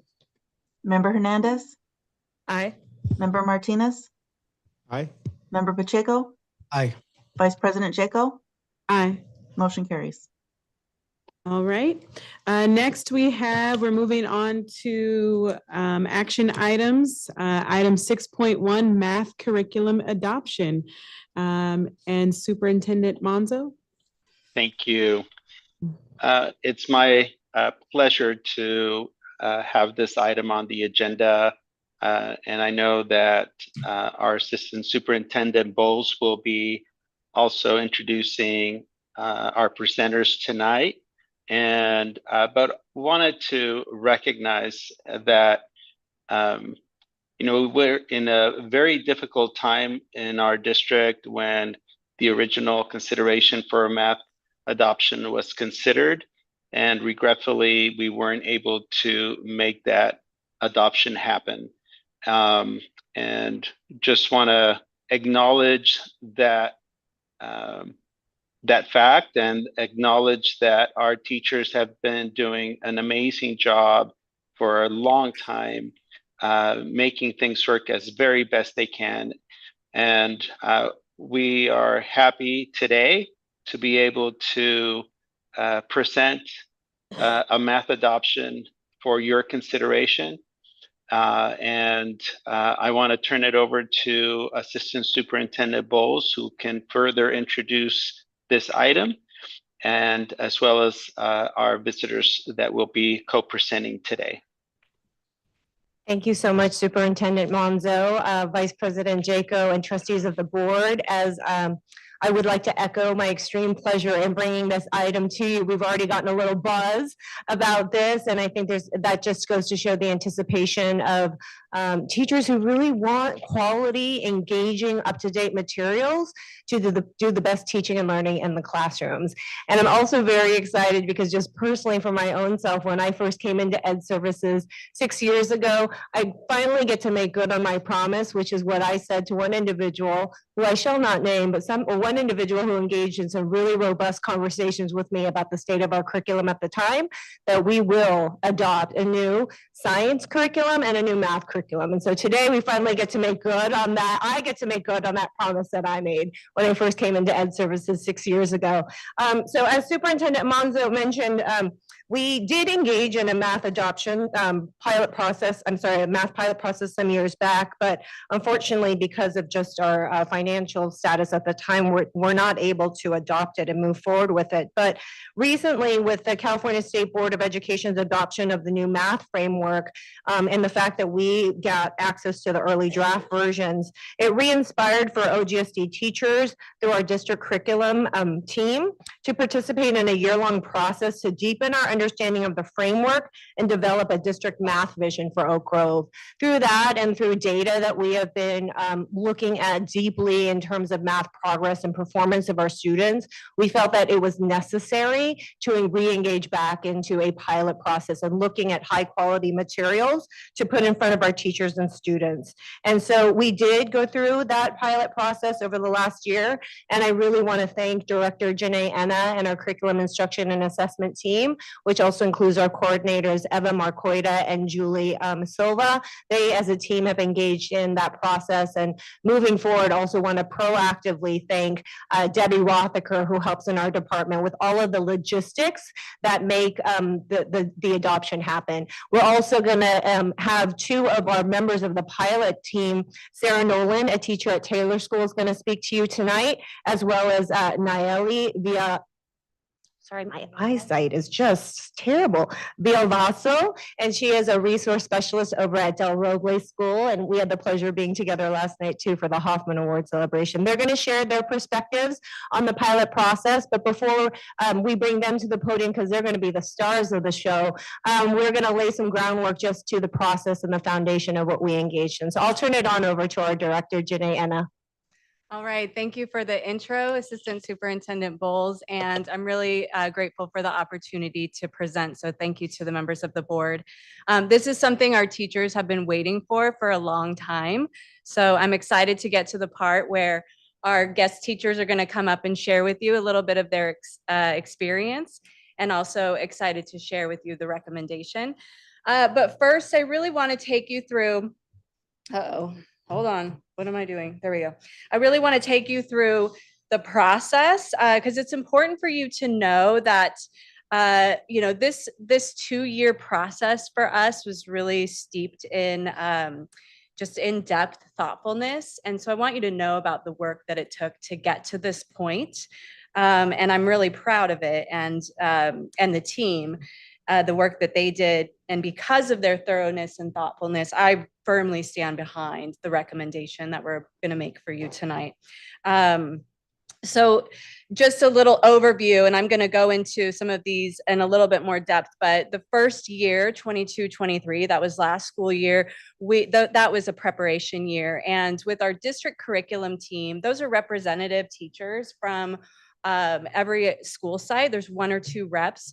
We spent the year focusing on mathematics, and because we had, as Assistant Superintendent Bowles said, because we had access to the frameworks in the draft version, we were able to kind of get ahead and read through them together to process and understand what the guidance from the state is asking for us and what our mathematics classrooms should look like. So that, coupled with, we did some reading from Mathematical Mindsets, a book by Dr. Joe Bowler, and also learned from each other what best practices are happening in our classrooms to develop the process, the vision, and some of the steps that we took. And then this school year, this was our pilot year. So because we did all the preparations in the first year, this school year, we could focus on teaching and learning. And there was more time for professional development with each curriculum option. And there was more time for teachers and students to engage with the materials to really get a full understanding and to evaluate appropriately. So kind of in the intro, talked a little bit about why we're piloting now. Typically and historically, our curriculum follows the state adoption cycle. We are adopting off cycle. So why didn't we do that? Well, one is that our data consistently shows that mathematics is an area of need and high quality instructional materials matter. Our teachers have been wanting and asking for this for many years. And as stated, we were not able to adopt with the last state cycle. And so our Eureka Math / Engage New York curriculum for K through 5 was initially adopted after the the Common Core State Standards were adopted. And so we've stuck with that for many years, and CPM for 6th through 8th grade. So knowing that the math frameworks were up for adoption, we wanted to understand what that means for curriculum and instruction. We know that means that the standards aren't changing, it's just the guidance. And so with support from Cal Curriculum Collaborative and the County Office of Education, we made the decision to move forward to adopt off cycle. So like I said, I'm going to tell you a little bit more in depth about our pilot preparation so you can understand the confidence that I have behind the recommendation and the adoption off cycle. We're going to take a little peek behind the curtain, and starting with our DCT.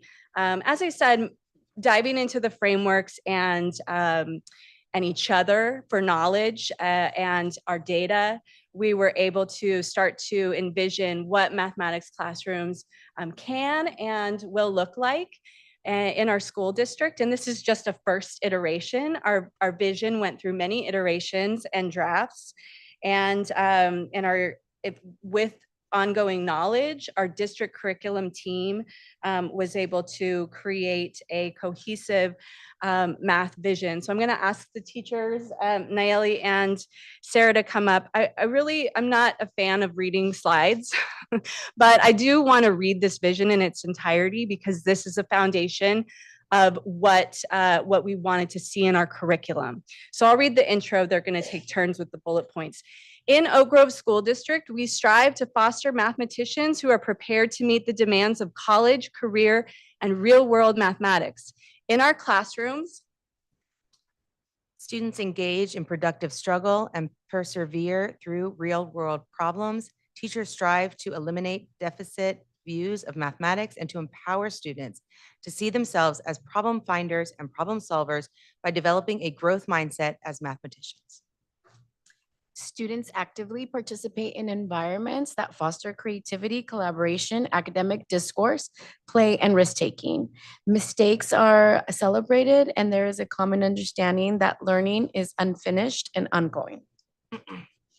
Students engage with materials that are aligned with grade level standards, the 8 standards for mathematical practice, and the major instructional principles in Common Core Math, including focus, coherence, and rigor, defined as a balance of procedural knowledge, conceptual understanding, and real-world application. Teachers provide mathematics experiences that are culturally and linguistically affirming, conscious of biases, and that occur in math instruction and prepared to disrupt inequalities. Language is at the heart of our work. Multilingual learners and linguistically divergent learners are supported through thoughtful scaffolding, differentiated instruction, and language practice. Students are at the center of mathematics instructions, of confidence, care, agency, and the joy and love of learning are fostered. Thank you. This vision was created by our teachers for our students and for our teachers. So thank you for coming up and reading that. That was great. It is student-centered, it is asset-based, and it really speaks to our school communities. A lot of times curriculum is adopted, then we look at frameworks and standards, and kind of how that matched. And for us, we developed a vision and we said, okay, now let's go out and look for some curriculum that matches our vision. So we did it the other way around. In the middle of last year, there was a conference sponsored by the California Curriculum Collaborative. You actually had to apply to attend, called Reimagining Math Adoption. It was all about adopting off cycle and how to do that. We had district representation at that conference, and they walked us through how to go through this process. So we had a lot of support there. There were many, many districts from across the state in attendance there, looking to do the same thing.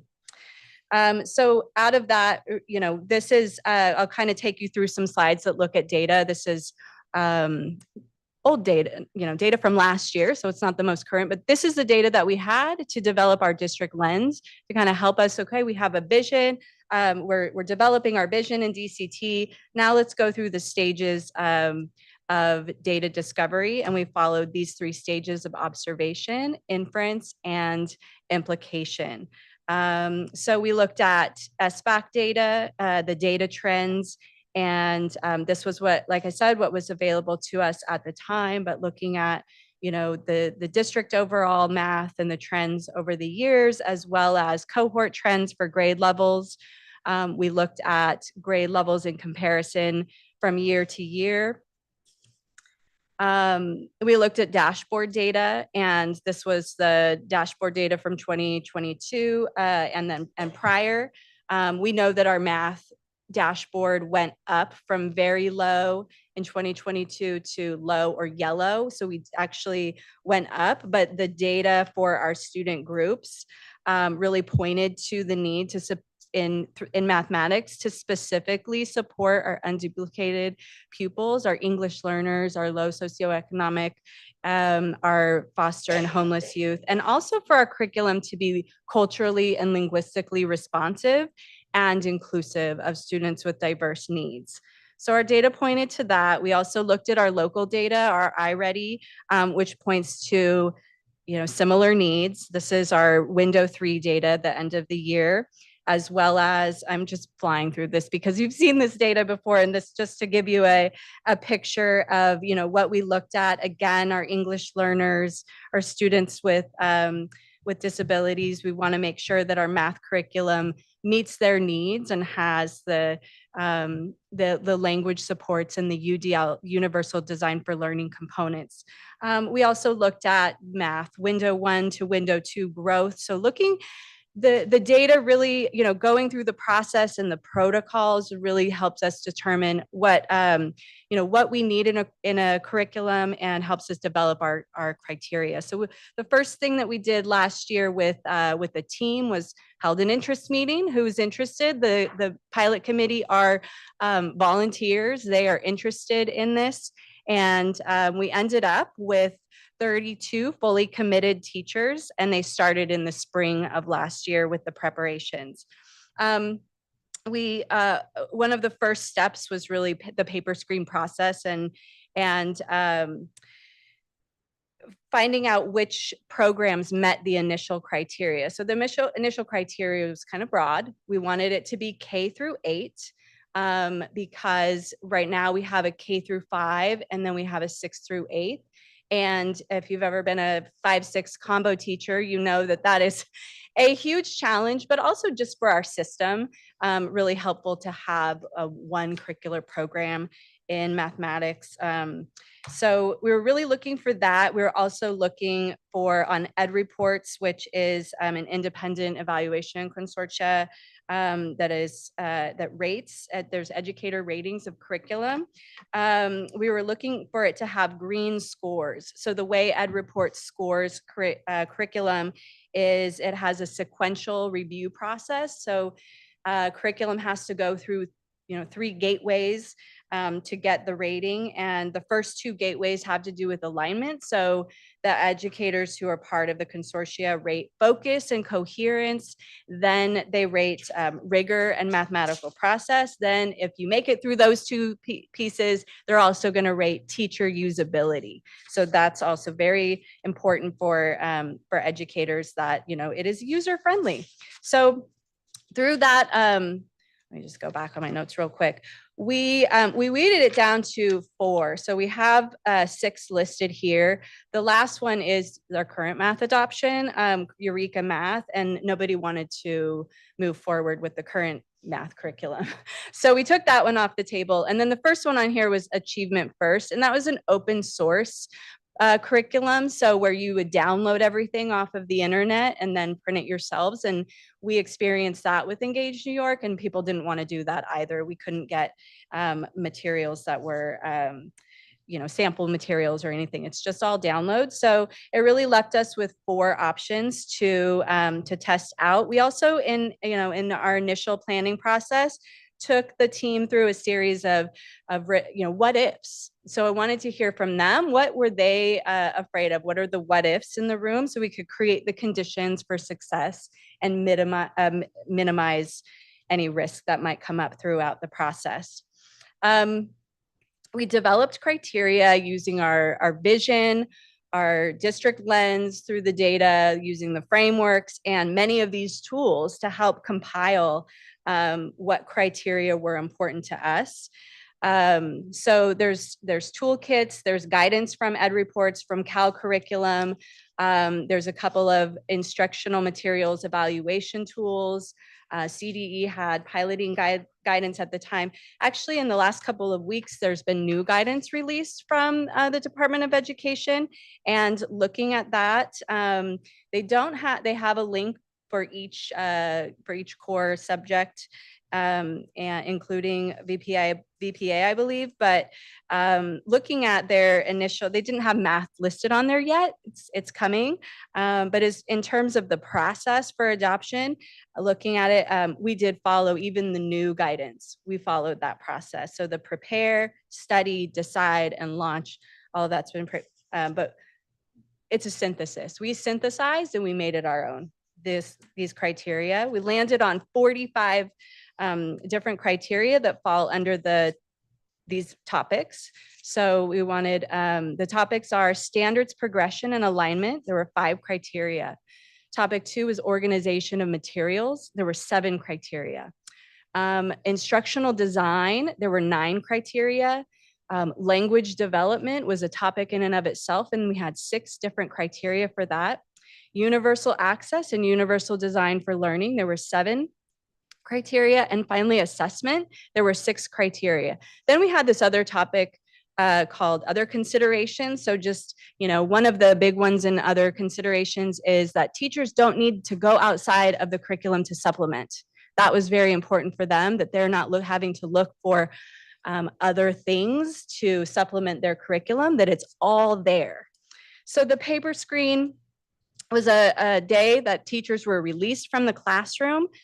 We gathered materials from the publishers, so they had all of them here in the boardroom. They had samples for every single grade. They also had not just physical materials, but online materials.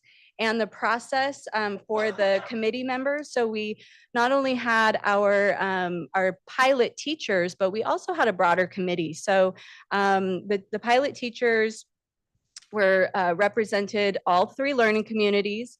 We have middle school teachers on the committee, Title I funded schools, special programs, TWEBE, STEAM at SIPE, Adventure, or special education teachers. We had instructional coaches and administrators, all part of this paper screen day to give their various perspectives and inputs.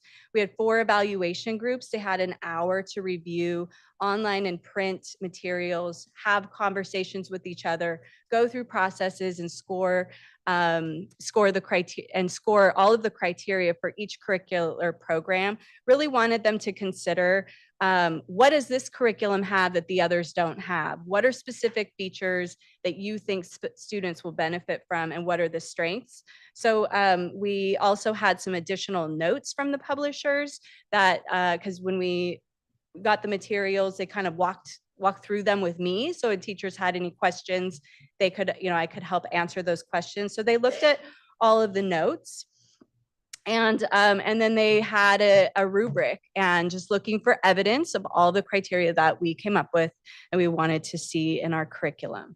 So they kind of developed their own processes for each team. We had rich discussion. We developed norms, and really staying student-centered was a big focal point there. And our whole group process just included a lot of protocols and ways to make sure that everyone's voice is heard and that everyone was represented in selecting. So through that, we reached consensus, and we came up with 2 winners. That was HMH, Into Math, and Envision Mathematics from Savas. So that's our background. Bringing us to this year, the pilot implementation, we kicked the year off right from the get-go, out of the gate. They had materials. Our pilot members, again, we had 30 classroom teachers, which included 3 middle school teachers. We had 2 RSP teachers, so a total of 32. We had 3 coaches, 4 administrators, and 1 facilitator. That's me. We provided 3 full months of time to engage with the curriculum. The expectation was within those 3 months, please complete at least 1 full unit and use all the components of the unit, the assessments, all the different aspects of it, use the online tools. And we also provided ample professional development. They got a release day for each curricular program. They had a release day and training from the publisher. And then they had 3 follow-up sessions that were after school to check in, answer questions, and provide additional learning and support. It takes time to learn a curriculum. There are a lot of components to any new math curriculum. There's a lot going on with it, and it's not just a one and done. So we did that with our pilot team so that they could just fully engage. So we have some examples. I was able to visit classrooms of the teachers who piloted, and we can see some learning in action. It's inquiry-based, collaborative. They're not just working in workbooks, they're trying out solutions. They're maybe getting it wrong. They're working with each other, and that's okay. They're presenting their ideas to each other. They are, we have an example of how the big ideas of mathematics are connected. We also, during our pilot, we had a visit from the Hawaii Department of Education. Math division. They are embarking on revising their frameworks and standards in the state of Hawaii. And through the County Office of Education, they were connected with us because they wanted to see how we were implementing the frameworks. And our fellows who worked with Joe Bowler, the U-Cubed team at Stanford, they wanted to see what was happening in their classrooms. So we're kind of, I think that's a testament to us being at the forefront of standards and frameworks implementation. Language is at the heart of our classrooms, and we want in our classrooms for the students to talk to each other about math. We want the math classrooms to be buzzing with excitement, and we saw that during the pilots. They're explaining their thinking and talking about math, and they're writing about math. So now I'm gonna invite our 2 teachers. We'll start with Sarah Nolan. She's gonna tell you a little bit about her experience with our pilot process.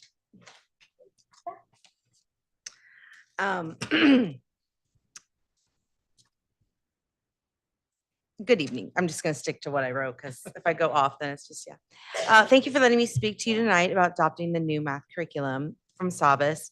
I've been in the district since 1998 and have served on several new adoption committees throughout several subject areas. I actually was on the last adoption or the last trial of the last one. The thoroughness that our team went through to ensure the new curriculum would meet our needs was phenomenal. I think that, I was watching and I'm like, oh my God, we did all of that. This was not a decision that was taken easily or lightly or halfway. It was committed. That's how I think important this was to the teachers in Oak Grove. We discussed as grade levels and across grade levels. We looked at how the content was presented, whether it aligned with Oak Grove's pedagogy. We looked at how a new teacher would be able to access the material as well as a seasoned teacher. Overwhelmingly, the new curriculum fulfilled our needs. The material was easy to access, both in print and in digital. The presentation of the standards supported Oak Grove's commitment to rigorous hands-on mathematics that help grow mathematicians with a growth mindset and a sense of exploring and connecting concepts. I also want to add that the program really allowed for teachers to fulfill the standards for mathematical practice, which is really at the base of math education, and align with the new state framework, as you had mentioned, Janae, and not have to supplement. I think that that's something that is very difficult for teachers, new teachers to do. And it's very difficult, I'm sure, as district to look at all the different things that are going on in the different classrooms. But with this program, teachers won't have to supplement. I'm a huge supplementer because I believe in really having a rich education in my math class. And so with this program, both of them, I committed to not supplementing so that I could really test out the program. And I didn't have to supplement with the Savas at all. In fact, I was able to integrate the work that we'd done with Joe Bowler with the actual curriculum from Savas. And so when it came time to vote, there was no question about which program was preferred. And I don't think I've ever served on a committee for an adoption program where it was like 100%, every single person voted for this. It was like almost like, why are we even voting? This curriculum is so amazing. And I speak with, a lot of experience of teaching math and teaching in Oak Grove. And I think this means a lot because we have a diverse group of people that were doing the selecting. So they were Title I teachers, they were RSP teachers, they were teachers that have multilingual classrooms. It was everything, and it met everyone's needs. And everyone is really excited to be able to hopefully adopt this new program. And hopefully you will approve the adoption. And maybe we'll see you soon for the language arts adoptions. Thank you. All right.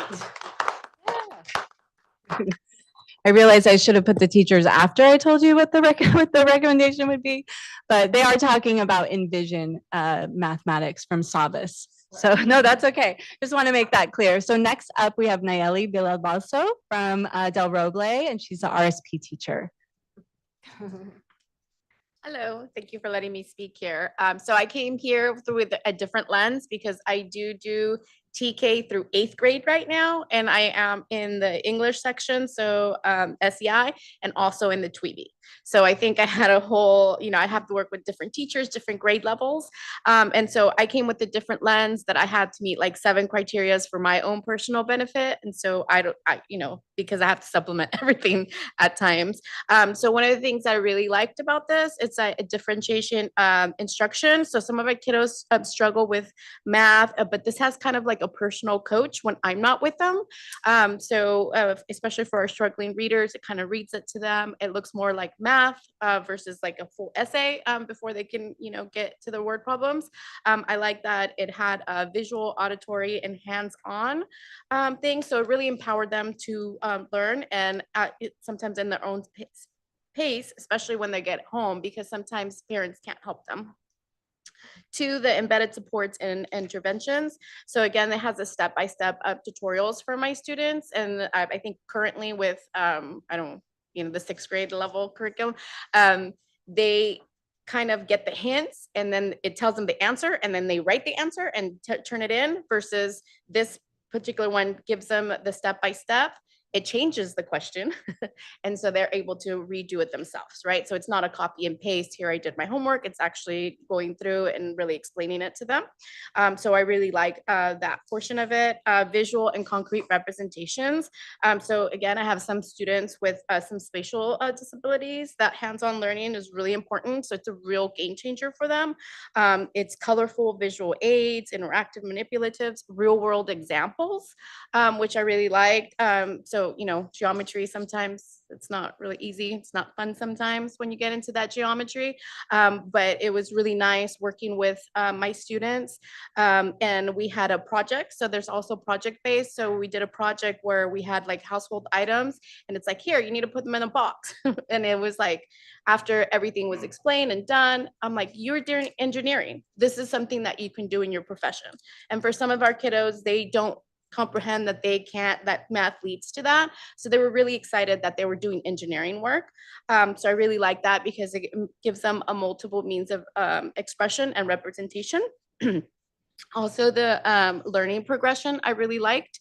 Sometimes with 6th through 8th, the current system that we're using, it kind of texts you about the lessons, and then it goes on to something else, and then the homework's different. So that's really troubling for some of the kiddos that I have. So it was really structured learning progression. Each lesson builds upon the next. And I piloted 6th grade, so I had 2 SEI students and then 1 Tweety. So both of them were using the same system, and I was able to use it with both. So it was a roadmap to math. And then again, I'll talk about the accessibility features, digital platform, text to speech, adjusted fonts, alternative in ways to input the methods. So again, it really hits all of my different kiddos with different disabilities. They were really able to access it. And then my game changer, which I absolutely love, is the collaboration portion of it, and not just collaboration with the students, but the collaboration that I have to do with each teacher. Sometimes I'm chasing the teachers down. It's like, oh, I skipped this lesson because they needed something else. So what lesson are you on now? So I can kind of follow through and give my students additional help. With this, the teachers, the general education teacher can add the special education teacher, the educational specialist to it. And so I'll know exactly where all the kiddos are. And that's easier to track for me because, again, I have TK through 8th grade. And so it's a lot of different materials. And of course, last one but not least, coming from Tweeby, we do need a Spanish for method. And I really like the Spanish version, and also that the videos come for the parents to understand the math. It comes in English and in Spanish. So I feel like it really is very helpful for the students, for the teachers, for the parents. And those were my kind of 7 takeaways. And that's why I voted for it.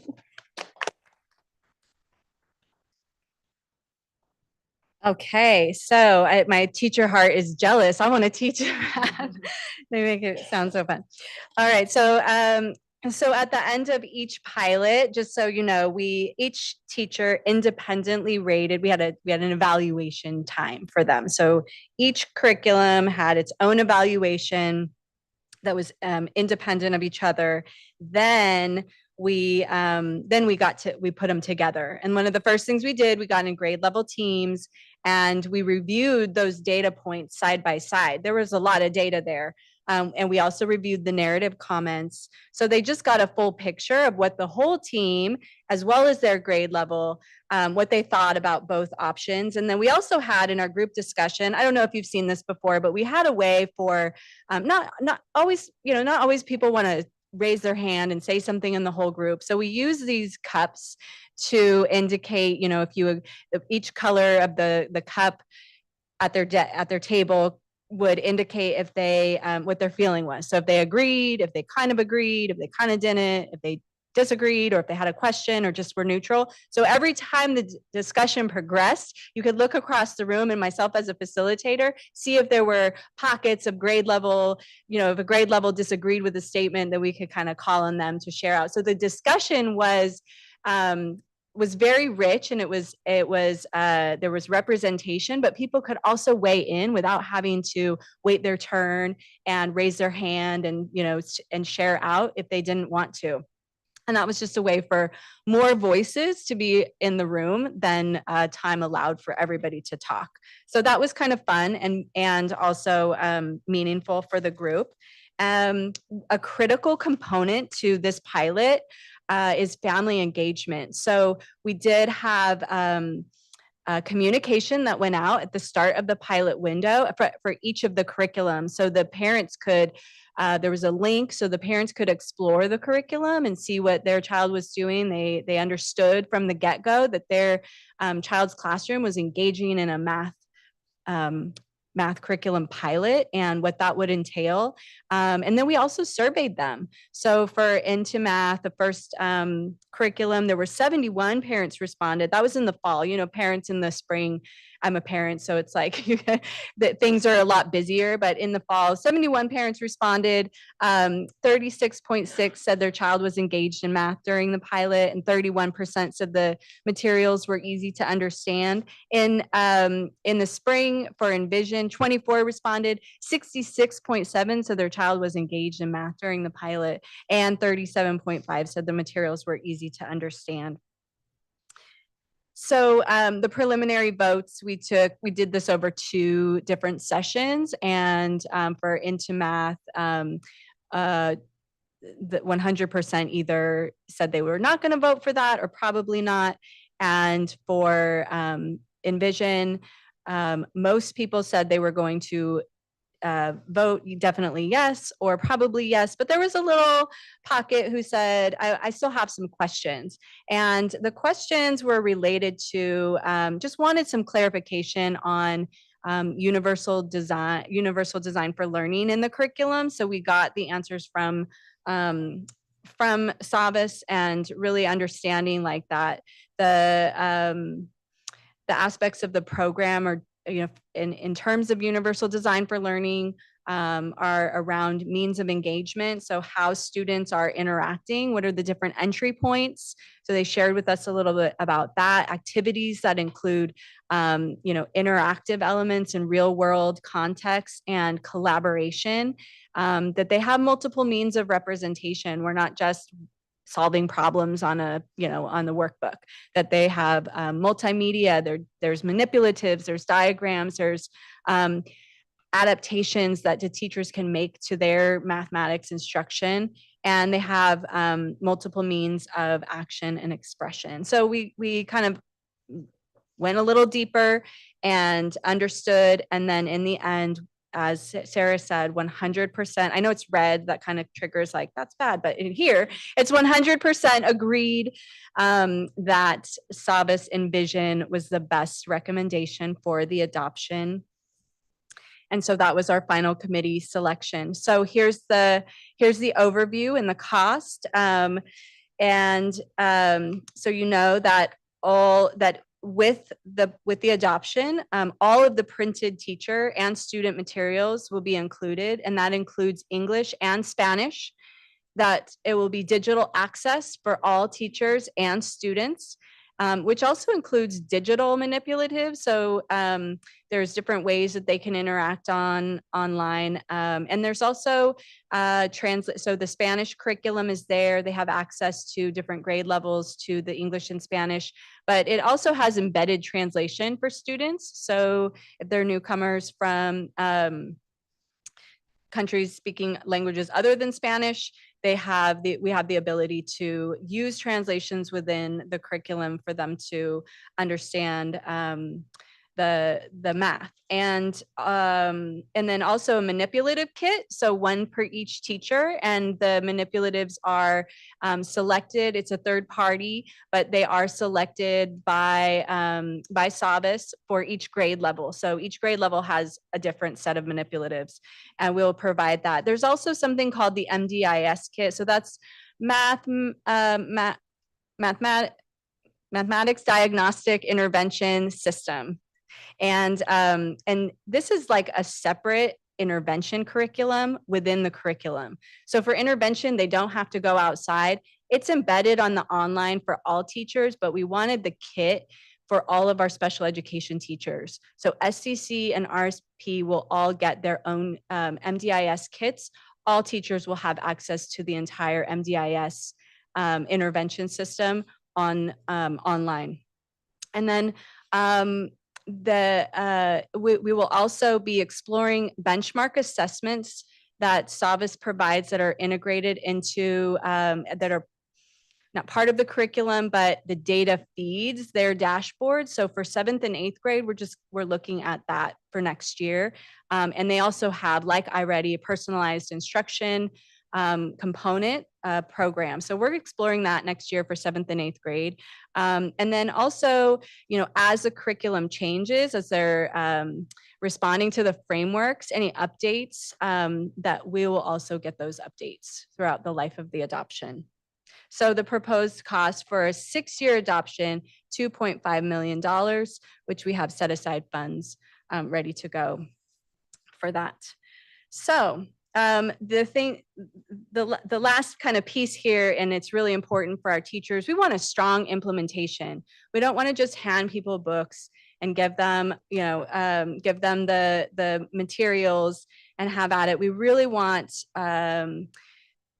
deep understanding of the math curriculum. We want to provide that in the best way possible. We don't have a professional development day ahead of the start of the school year or within even the first 2 months. So we're getting creative. And so we're going to provide there's kind of 2 parts to the professional development to get teachers into the program. One is the program activation. We're going to do that virtually at a 2-hour meeting for K through 5. That's going to be the first Tuesday staff meeting on August 13th. And then we're going to follow up on August 14th and 15th. We'll do that in person for our 6th through 8th grade teachers. So they'll have the program activation. Every teacher in the district will have that training within the first week of school. Then on our district professional development day or AB day on November 1st, we will have a 3-hour program essentials professional development where we'll go deeper on UDL and differentiated instruction. So understanding how the tools can support teachers with differentiated instruction. We'll also in the fall have training for our administrators so they understand the curriculum and it can support instructional leadership. And then we're looking at possibly our second AB day, bringing some, this is just a possibility, but bringing some additional math curriculum PD options, kind of a choose your own adventure. We haven't gotten that far, but just so you know, we're thinking ahead. We're really trying to circle back and layer on the professional learning for teachers, and not just for this year, but ongoing. So with that, it is recommended that the Board of Trustees approve the adoption of Savas Envision math curriculum as presented. I've got one more slide. I want to say thank you to our team who were part of the process so far. I'm going to say their names, if that's okay. I know I've been up here for a long time, but I just really want to call these people out because they did such a tremendous job. It was so much work. So I want to thank Tracy Matsui, Megan Hajiagi, Carrie Lambert, Rebecca Munson, Cheryl Pilara, Debbie Cogliandro, Nancy Paul, Kim Klaus, Kirsten Fox, Jennifer Miller, Lori Short, Aaron Thompson, Marcy Nagatani, Katie Pine, Fariba Roberts, Audra Schallberger, Angie Hernandez, Kelly Johnson, Sarah Nolan, Kim Rizzi, Doug Vaplon, Janelle Biscup, Jen Provenzano, Teresa Ritchie, Larissa Vallejo, Bridget Gash, Heather Sampson. Those were all our K through 6 teachers. And our middle school teachers, Stephanie Farnham, Chrissy Hoganesh, Finley Shrestha, our RSP teachers, Carolyn Verdugo, Nayeli Villavalso, our CIA administrators, Eva Marcoida, Julie Silva, English learner teacher partners, Stephanie Darcy, Catherine McMurray, principals, Tavia Harrigan and Rafael Zavala, STEAM coach, Michelle Link, and our ed tech team, Sergio Rizzi, Steve Harmon, Bruce Neff. And moving forward, we will have our purchasing, publishing, warehouse, the whole team, not publishing, but purchasing, our department of distributing, ordering, all that stuff. So Debbie Rothaker, David Fici, everyone in business is part of this process. So really excited to bring this to you. I invite you to any questions at this time. Thank you.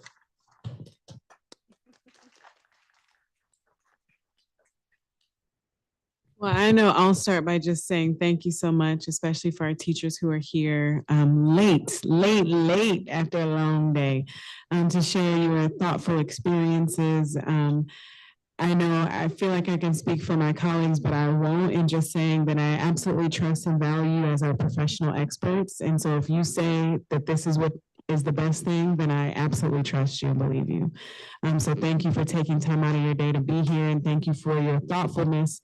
And also just the thoroughness of over the last couple of years in the process and really trying to find curriculum, to write a vision.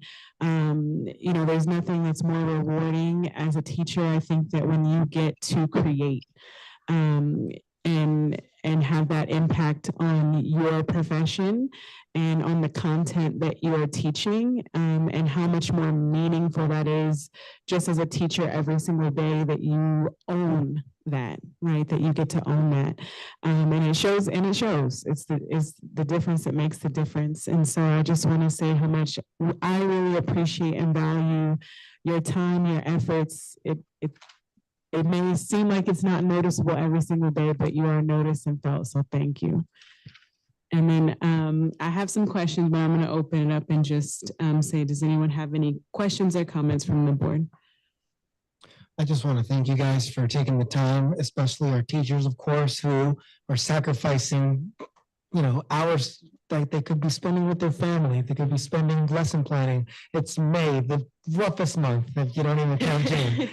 And so, and as Vice President Jaco said, we trust you guys. You are the experts here.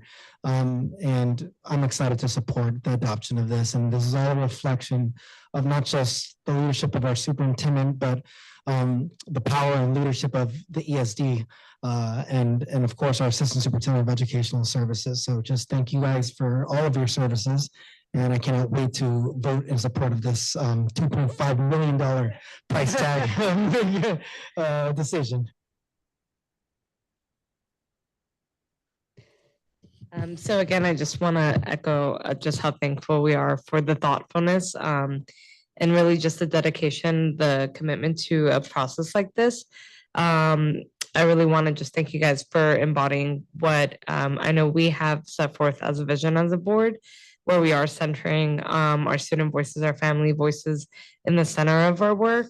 And with your guys' expertise, it was very, I believe this is a very easy decision for us because we're able to see all the hard work that's gone into this process. And with that, I just want to highlight the fact that I was able to hear the different representative groups of our students, including the fact that we have an RSP teacher here tonight, the span that we're thinking about multilingual students too. Oh, hi, thank you. I really just want to thank you guys for just capturing that and incorporating that as we evaluate a curriculum that's truly equitable and meeting all of our students where they're at. So thank you so much. Hello, long night. So just want to say thank you so much for the presentation. It's an honor to be here right now at this moment and having to support this new curriculum. I'm not a teacher. I'm a parent, and I know how important math is now that I have to see my son deal with it in high school. And yes, going through back my memories of when I was in high school in schools, going through math. Yes, I know how important it is, and one thing that I just want to appreciate that you guys are incorporating is how this new curriculum is going to support students with disabilities and parents at home with videos in Spanish. I just can't wait to see what this is going to do and improve our students, and I just can't wait to see the outcome of these new improvements. And thank you so much. All right. I really appreciate your time in presenting, especially given the background and the context and how we got to this place. It helps me understand just the depth of how meticulous you all were in really filtering and screening this. Now, and I'm an ELA and social studies teacher. Math is not my forte, so I really trust y'all right now. But I will say, as a classroom teacher, one of the things that is very exciting when getting new content is being able to become the expert, right? Because I then have to teach it. And so I heard that you are not going to get the materials until the middle of summer, and teachers are off. Educators are not, that's their time off. And so they won't have a chance. And so I just, with the amount of effort and work and the diligence that has gone into getting to this place, I don't want to see that lost in the implementation, right? And having educators have the opportunity to like really get their hands on the material and comb through it. And, we have teachers that, and educators that were able to pilot it. And so they've had more time and collaboration and release time and partnering and things of that nature. And so I just want to ask, like, 2 hours virtually, I mean, I think that we also need to model the teaching, right, that we expect teachers to then go and do, right? And so while 2 hours virtually is, we have to get creative, so I understand that. But that was also only for K through 5. And so I'm just wondering what other opportunities, or is this a matter of, that, hey, we're going to give a lot of grace, right? Because we are also going to be evaluating teachers on their performance. And we're assessing students, and we're using their performance as data that then drives our work, right? And so if you can just kind of speak to what else might we be able to do, or is this a time and space where we're going to give a lot of grace to folks and understanding that folks still need time, right? Because the amount of time that you took to get to this place, if we're going to implement it, our educators deserve the proper time to prepare as a professional.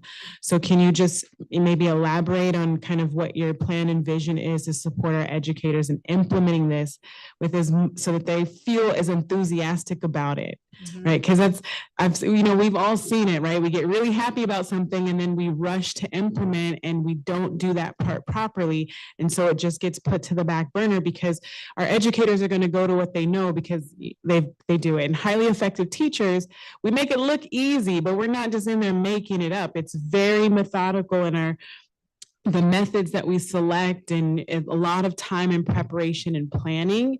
And I'm just concerned about how that's going to look for our educators. Thank you for that question, Dr. Jaco. I really appreciate it. Because there's a lot to consider when if we want a strong implementation, when we're providing professional development and support for teachers ongoing. So we looked at a couple of different options, actually changing next year's, or bringing it to the board and asking for a change in next year's calendar to move a professional development day to ahead of the school, the current calendar, the school year, particularly August 5th. There were a lot of logistics in conversation around that, even with the pilot committee, that some people kind of express like, I'm not coming back that day. It's really difficult to put your head in the game on a full day professional development when we have a classroom to get ready. And then some people would want that. So there were a couple of logistics there, but namely the spaces that we need to provide that volume of professional development are usually cafeterias and libraries, because one classroom doesn't hold as many teachers in the grade level. And our on the day before teachers would originally be coming back, those rooms are usually filled with curriculum. They haven't brought them back to their room. They're still being staged with supplies and materials, and it's kind of all still happening. So logistically, kind of thinking through that, also that teachers would need to go and get their curriculum, bring it to a training, maybe at a different site. Those are some of the things that we thought through, as well as the change of the calendar may impact other employee calendars. So that was one consideration. Another consideration was releasing all of our teachers from the classroom in the beginning of the year, with the number, with the sub situation and the number of subs we can have on any one given day. we actually mapped it out, and we would be having full release days at max capacity all the way through August into September in that scenario. So some teachers, even though the intention would be great, we wouldn't be training some of our teachers until 3 or 4 weeks into the school year. It also puts a lot of strain on the system when we're taking all the subs every single day for the first 4 or 5 weeks of school. So, but that was a consideration. The curriculum, the K through 5 and the 6 through 8, it really does kind of shift because the standards shift at 6 through 8. And so sort of compromise there with, we can release our 6th, 7th, and 8th grade teachers. The virtual is, like you said, it's not the same as in person. Our Savas team, they've done it virtually before. They have some, recommended conditions for engagement that they've seen work in other places. So they really do want to kind of create, what a full lesson looks like and walk teachers through that in an engaging way. So they've done that before and they're experienced with the virtual environment. So I'm confident that we'll get that through that program activation, we'll get the essentials that they need to start off. But yes, some grace for the teachers, knowing that they are doing something new and they need support with it. And that's why we want to train up our administrators so that they're also familiar with the components. They can walk alongside the teachers and support them. We also, our coaches, our education, English learner teacher partners, they are planning some math training that would incorporate the frameworks and English language development alongside the framework. So they're going to be bringing some training opportunities that are not so much curriculum, the how-tos of the curriculum, but where do the frameworks and the ELD standards fit in with the curriculum, and doing some exploration there. So throughout the year, they'll be supporting our teachers through that. So yeah, so those are the considerations that we took. Okay, and just to follow up, and I apologize if you said it and I missed it, who will be leading these trainings? The publisher. So Savas is the publisher. So they have a professional development team that will be contracting with. Okay. Has there been any thought or consideration to have the teacher-led trainings from those who piloted the program? Yes, and they respectfully declined that opportunity. Okay. They want to be learners still, and Absolutely. but they can be resources on their campuses. We don't have, not all of our schools had pilot teachers, but we do have, most of our schools did have pilot teachers, and they are certainly going to, I'm sure, be called upon to be a resource for teachers with questions. Okay. Yeah. We will certainly continue to look at other options for training and professional development. And actually just recently had a conversation even with Silicon Valley Math Initiative to see if there could be a partnership of professional development we can engage with them.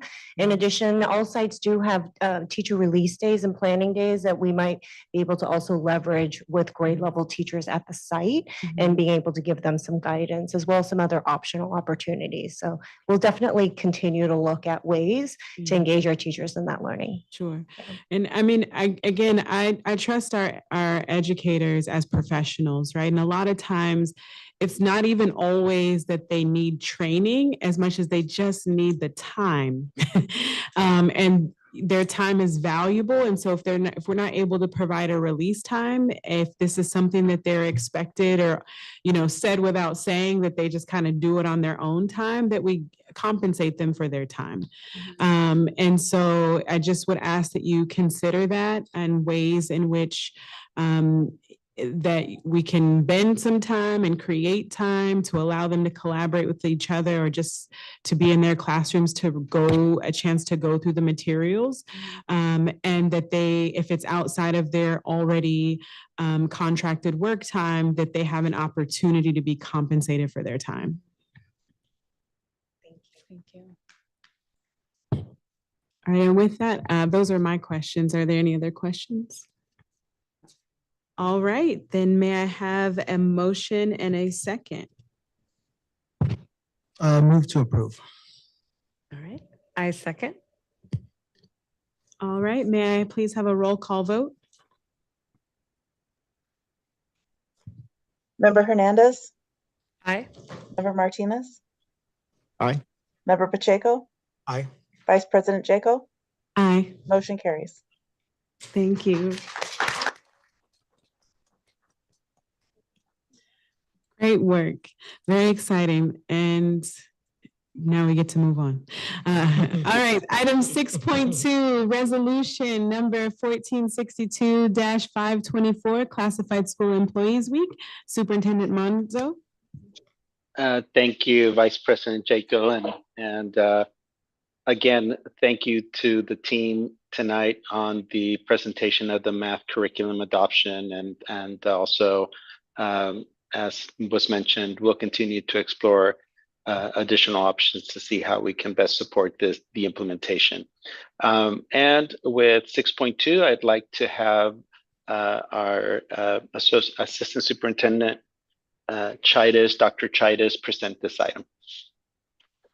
Thank you, Superintendent Monzo, Vice President Jaco, and members of the board. I'm excited today to bring forward a resolution 1462-0524, recognizing our classified school employees during the fourth full week of May.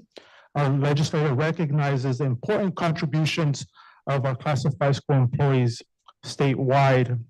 As you know, our classified employees play an essential role in our schools every day, from welcoming parents early in the morning in the front office to picking up our students early in the morning on the bus and then dropping them off back home after school. They also feed our students, supervise our students during recess. Our classified staff is the glue, truly. They're the glue that keeps everything together so that the teachers can do that great work with our students with teaching and learning. So I'm very excited today to recommend that the Board of Trustees adopt resolution number 1462-0524, recognizing Classified School Employee Week, May 19th to 25th of 2024, as presented. Vice President Jaco. Thank you. May I have a motion and a second? Move to approve. I see Carla nodding. I Is there- second. Second, is there any discussion? All right, may I have a roll call vote? Member Hernandez, Aye. Member Martinez, Aye. Member Pacheco, Aye. Vice President Jaco, Aye. motion carries. Thank you. Moving is item 6.3, declaration of need for fully qualified educators for the 24-25 school year. Superintendent Monzo. Yes, this is a routine item, a yearly item that is brought to the board for approval. And Dr. Chaitis, if you can provide the additional context. Yes, thank you, Superintendent Monzo, members of the board. This is an annual declaration of need for fully qualified educators. The County Office of Education recommends that all the school districts adopt this declaration. The declaration is submitted annually to the Commission of Teacher Credentialing by all school districts. And the declaration, what it does, it affords a final option in case we need to hire a teacher on an emergency credential. Currently this year, we did hire 3 teachers with an emergency credential, and they are currently in the process of completing their credential, so which is nice. But this is an annual declaration. You'll see it again next year and the following year, and this is in every school district. It is recommended that the Board of Trustees approve and adopt the declaration of need for fully qualified educators for the next year, 24-25 school year. Thank you, Vice President Jacob. Thank you, Dr. Chaitis. May I have a motion and a second? I move that the Board of Trustees approve and adopt the declaration of need for fully qualified educators for the 24-25 school year. Second. Thank you. Is there any discussion? Seeing none, may I have a roll call vote? Member Hernandez, Aye. Member Martinez, Aye. Member Pacheco, Aye. Vice President Jaco, Aye. motion carries. Thank you. Moving to item 6.4, Resolution 1464-524, recognizing the month of May as National Jewish American Heritage Month. I'm going to turn it over to Trustee Pacheco Jr. Thank you, Vice President Jaco. This resolution is personally very important to me. I was very honored to introduce it last year. Last year was the first time I believe the Board of Education in this district recognized this month at the board level. And it's never been more critical and important than this current time in global history, when anti-Semitism is a rising and growing concern, not just in California, but in every state in this country and in every country across the world, wherever there are Jews. And as a teacher who teaches every kind of ethnicity and background you can imagine for the last 10 years, I think of the most important people, some of the most important people in my life who are Jewish Americans, from my own students who I am so happy to see every single day thriving and having fun in my class. Evan, Ella, Inbar, we have so many kids from last year, like Ayala, Noam. The list goes on and on for so many kids that I can think of. And for me, like a resolution like this, I want to make sure that kids like the ones I teach and the kids that all of us teach and kids in this district, Jewish families in this district, feel that this is a district that they can be safe in, that they'll be celebrated in, and that this is a district that they know anti-Semitism will never, ever be tolerated. It's even been written into our equity board policy last year to solidify it and codify it forever. So with that, I do think of my students when I pass this resolution, and I think of the incredible Jewish American friends and people that are in my life, and let's make sure that Oak Grove is a space and a place where they feel represented and seen, and that this is a place where they know that this is their home. So with that, I move that the Board of Trustees adopt resolution number 1464-05/24, recognizing the month of May as National Jewish American Heritage Month, as presented for the second time. Thank you, Trustee Pacheco Jr. Is there a second? Second. Thank you. Is there any discussion? Seeing none, may I have a roll call vote? Member Hernandez, Aye. Member Martinez, Aye. Member Pacheco, Aye. Vice President Jaco, Aye. motion carries. Thank you so much. Moving down to item 6.5, Resolution 1465-524, recognizing the month of May as National Asian Pacific American Heritage Month. Trustee Pacheco Jr., back to you. Thank you. This is the third time this board has adopted this resolution. The first being when our first Asian American woman trustee in our board's history wrote the resolution and passed it, Nancy Yu. And so this is a personally important one to me as well, because we have not only an Asian American on this board, myself, we have an Asian American Filipina union president representing our teachers, Maripaz Berlin. It's an honor to have her in this and being in the presence. And we also have Amy Bowles, a Korean American educational leader at the cabinet level, and probably the only Korean American cabinet level administrator in our county. Who knows? But certainly an underrepresented group at the cabinet level, but a very large and important community, not just in our district, which is around probably 20% API, but also a vibrant, growing community across our country and state. And so we would not be a district that centers equity and diversity unless we acknowledge and remember and celebrate this important community as well. And so with that, I urge the board to recognize May as National Asian Pacific American Heritage Month, and celebrate the accomplishments and struggles and resilience of our community now and forever. So for the third time in our district's history. So I move that the Board of Trustees adopt resolution number 1465-05/24, recognizing month of May as National Asian Pacific American Heritage Month as presented. Thank you, Trustee Pacheco Jr. I'll second. Is there any discussion? Seeing none, may I please have a roll call vote? Member Hernandez, Aye. Member Martinez, Aye. Member Pacheco, Aye. Vice President Jaco, Aye. motion carries. All right, and moving down to action item 6.6, resolution number 1463-524, delegating authority in regard to award of informal contracts pursuant to California Uniform Construction of Public Construction Cost Accounting Account. Superintendent Monzo? Yes, thank you, Vice President Jaco. If I can have Associate Superintendent Evans introduce this item. And this is also an item that we have approved in the past, particularly as we're approaching the summer months, to ensure that some of our projects get done on a timely basis during the summer. Associate Superintendent Evans? Yes, thank you, Superintendent Monzo, Vice President Jaco. This resolution 1463-05/24 delegates authority to the superintendent or associate superintendent to award informal bids under the CUPCA, which is the easier way of saying that whole list of words on the California Uniform Construction Code.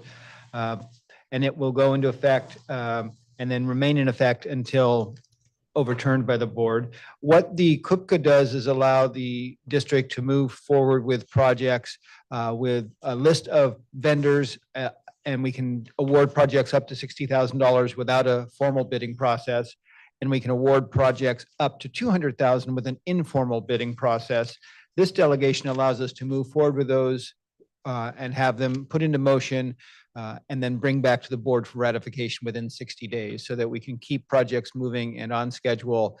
The superintendent or myself or designee can award these, go through the bidding process, keep the project moving, and then bring it back for approval for ratification by the board. So it's requested that the board approve this resolution so that it keeps our projects rolling in a more timely fashion. Thank you. May I have a motion and a second? Move to approve. Second. Thank you. Is there any discussion? Seeing none, may I please have a roll call vote? Member Hernandez, Aye. Member Martinez, Aye. Member Pacheco, Aye. Vice President Jaco, Aye. motion carries.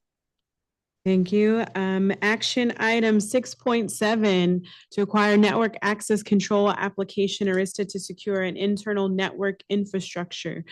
Superintendent Monzo. Yes, Vice President Jaco. 6.7, 6.8, and 6.9 are related type of projects.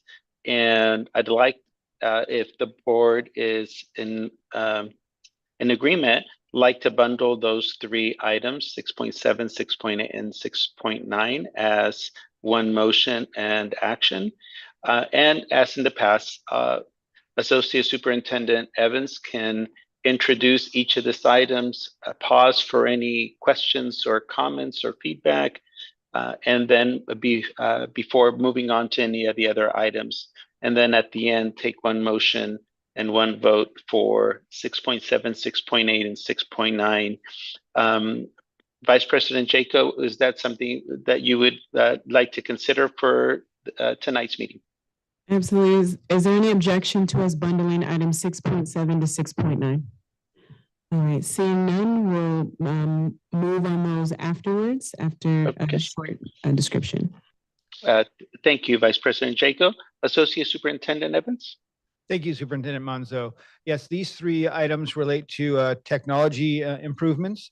A couple months back at a previous meeting, we approved the purchase of network switches and wireless access points for Arista. Item 6.7 is the network access control application. These will be replacing our Cisco network switches and giving a stronger internal infrastructure and provide a more robust management system that will improve our security.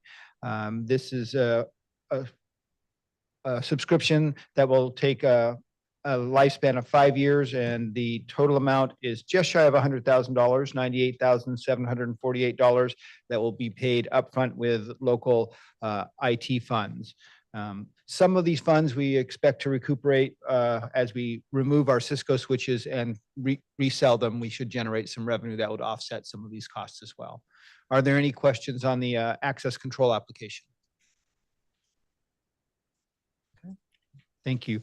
Item 6.8 is another subscription.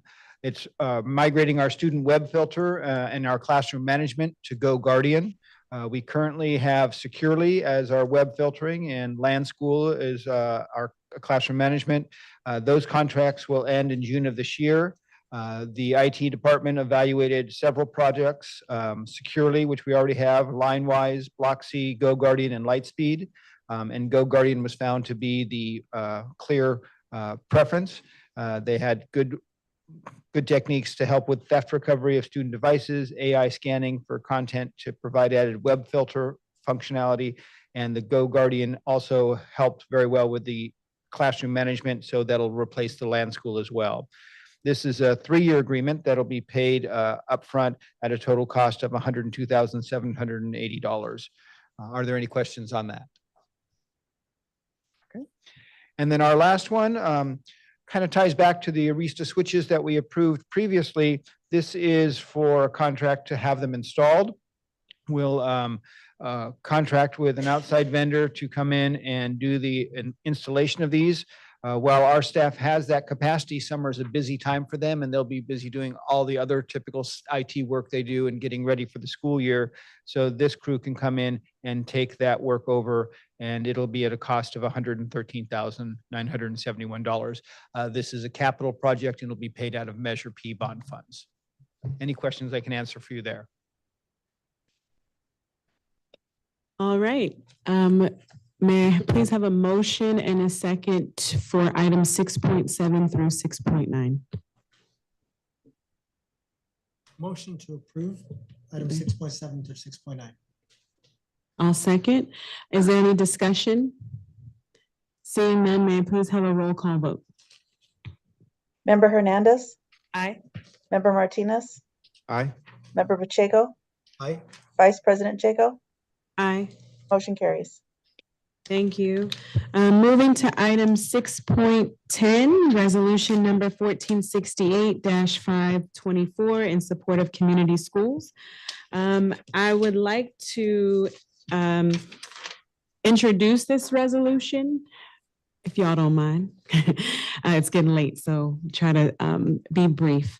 But we all have had a continuous conversations as an exec team, as a board, in collaboration with community and our labor unions, and trying to figure out how do we all support our students, right? They're the reason why we're here. And while all of us in this room and online, right, have different ideas and ways that we would approach that, we may not always agree or see eye to eye. I firmly believe that we all have shared values when it comes to being student-centered, being equitable, being inclusive, and being innovative and progressive, right? And moving and doing things outside of the box. With that said, I'm reminded with Superintendent Monzo's retirement, right, that while we all have these shared values, that we are people holding positions that we're not going to be here forever, right? And so the question then becomes, how do we ensure that this work continues? We want to work in partnership. I know that it's been part of our discussion as well, that we're not leaders who want to make top-down decisions, that we are not leaders who want to hide behind titles and go behind closed doors and roll things out and tell our community what they need, that we're here to serve our community and we're here to uplift the voices of our students, our parents, our community members, and our professional employees. And so it's also important that we acknowledge some hard truths, right? That there's been harm caused in our community and distrust occurs, and we have to do the work continuously, right? Not intentional, those things have happened not intentionally. or maliciously, but they're there. And so we have to work to build those bridges and build that trust and rebuild that trust in certain areas. And so one of the ways that we do that, or, we can only move at the speed of trust. And I believe that this resolution is something that is going to outlive those of us who are in these positions. It's going to set the framework for our next superintendent and other executive office members and fellow trustees, that this is what we value here in Oak Grove, that we want to co-create, that we want to change the infrastructure that we have, that we don't just talk about collaborating with community, but we're going to systematically change our infrastructure to create space to do that. And so that's what this resolution on community schools is all about. It's about making a commitment to this work. It is about rebuilding trust with our community, and it is about allowing our future community members and selves to holding ourselves accountable to what we're committed to doing. And so with that said, I'm going to read the resolution and I'll move and then ask for a second, and then we'll enter into some discussion. We do have public comment. So resolution in support of community schools, whereas the Oak Grove School District recognizes the positive impact community school evidence-based strategies can have on schools and communities. And whereas successful community schools ensure underserved communities receive equitable resources, create community partnerships, and foster the self-empowerment necessary to support student learning, strong families, and thriving communities.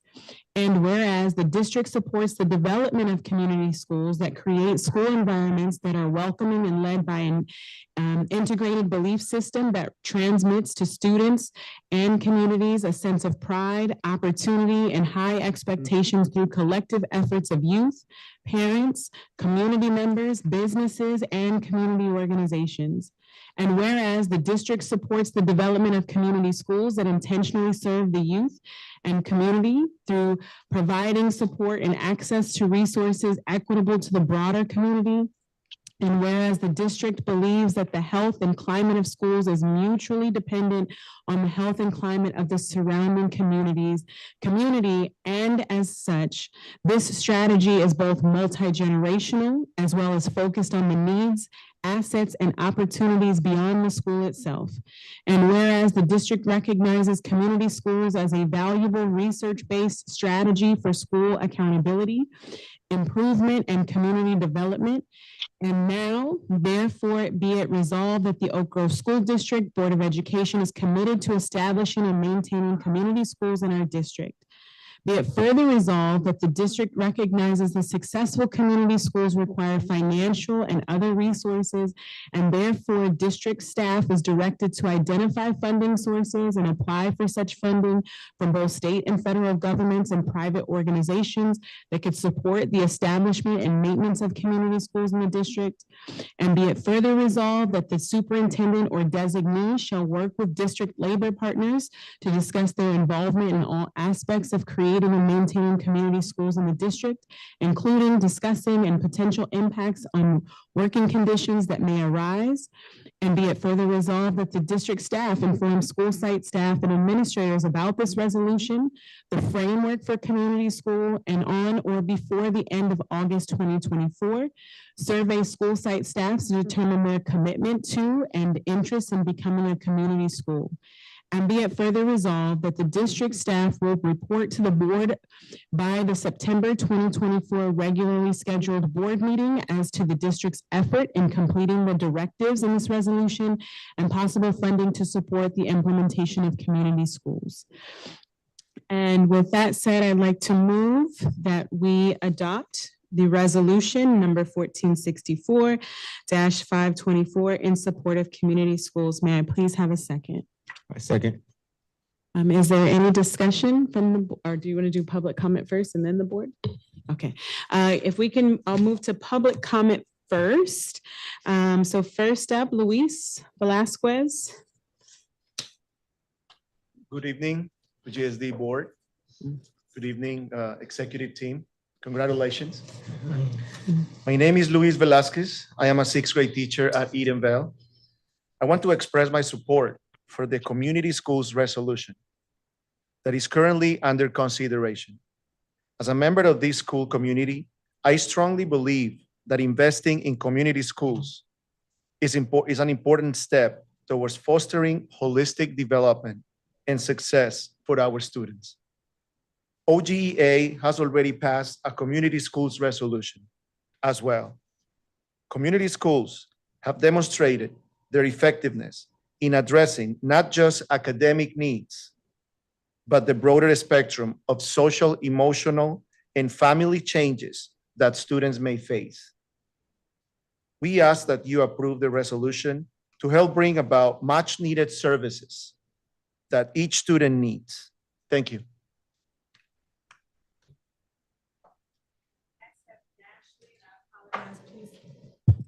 Please correct me with how to pronounce your name. Nashley, is it Villalbazo? I know the S and the H get everybody. Yeah. Hello again. I'm back. Yeah, I just want to say I'm in support of community schools.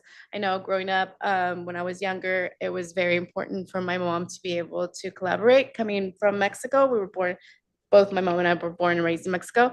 Coming over here, she didn't speak the language, but she was involved in the community, and that made her be able to volunteer a little bit more. That's how she ended up meeting connections, going to school and making her life a lot better.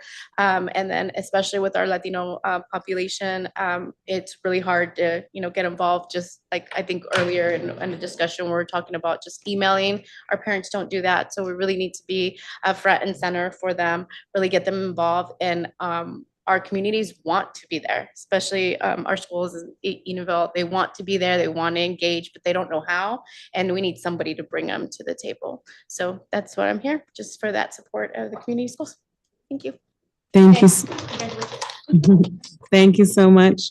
Next, we have President Berlin.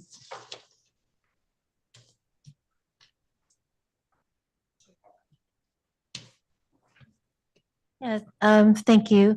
So I just wanted to reiterate some of the things that we have been doing. I know I've been giving a report every board meeting of the progress that we've been making. And I want to thank Nayeli and Luis for speaking to some of those things as well.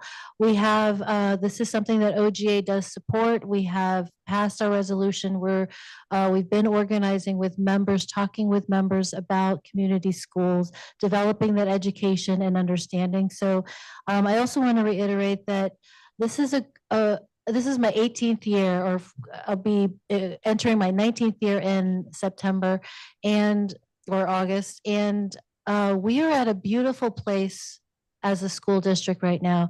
I love the school board that we have. I really appreciate being able to work with the executive team that we have as well. This is the time to do this. And Yvonne, you and I have talked about, and you said this evening that you want to be able to transform Oak Grove.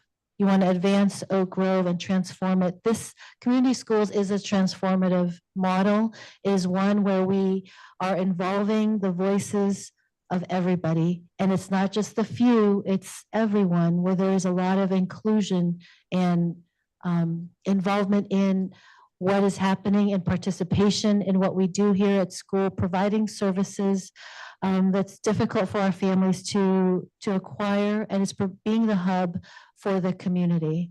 And so it's, I appreciate the fact that, we do talk a lot about collaboration, and this is where the rubber meets the road, right? This is where we are able to demonstrate, can we walk the talk? We've been talking about it in this room. Oak Grove, OGA has been working to organize. It is research-based. This isn't something that is a new idea.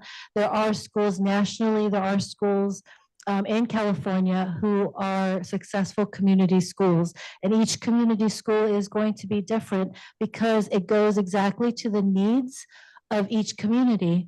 What our community needed during the pandemic is different, well, like I said, to what they need now. What a school at Edenville is going to need is going to be different than what families at Stipe may need. So it's something that is unique to each community and it addresses each community. There is no guesswork.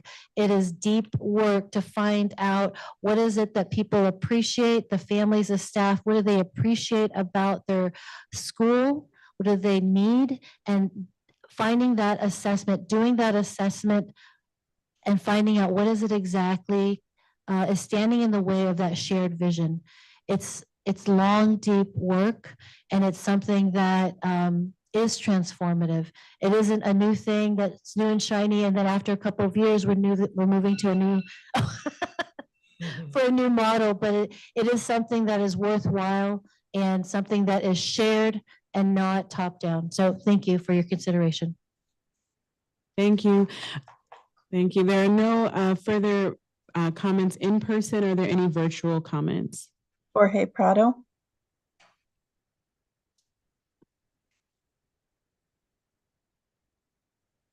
Jorge. I apologize. I okay. apologize. I was looking for the unmute button. I have done this in several times. So, but I'm sharing my support to the community school resolution. I truly believe, as some of you might know, that we are one community divided in several ones, but each community, as has been stated, have their own needs, and we have a whole need as a big community. So if this resolution is approved, I truly think it's going to benefit every single one, and the students in the spectrum of social, emotional, and family, which at the end, as Mr. Chaide says, he has his Oak Grove family. So if we can move to that direction, that will be awesome. Thanks so much. Apologize for the delay. Thank you. Are there any other virtual comments at this time? No other comments. All right. Any discussion from the board? Just thank you for making this resolution and for advocating so consistently and thoroughly with union leadership and with your teachers, and for really being the driving engine for this effort. And so let's see it through to the end. Beautiful. So I definitely want to thank you, Dr. Jaco, for this resolution and for also just entertaining my many questions and just wonderings throughout this process. As Dr. Jaco, Vice President Jaco mentioned, the board has been in a lot of dialogue and, just overall conversation and ponderings of what does this mean for our district. And I'll share here openly that we did not want it to be a top-down decision. And it seems like there's a lot of work that is now being done at the ground level that makes me comfortable to support a resolution in support of community schools. And so I do want to thank union leadership and, Dr. Jaco for just all the efforts in sharing this vision with our community members, with our staff and students and families. And then also really just working through bringing them into this dialogue. I was very hesitant at the very beginning because I just didn't want it to be another thing that we ask our communities, specifically our teachers, to kind of just have the burden and then just do the things that we need to do in order to get a grant. But I think that there's been a lot of work being done where I feel comfortable moving forward. I'm really excited where this can take us. I think my only wondering or position right now is that I really just urge us to think through our systems.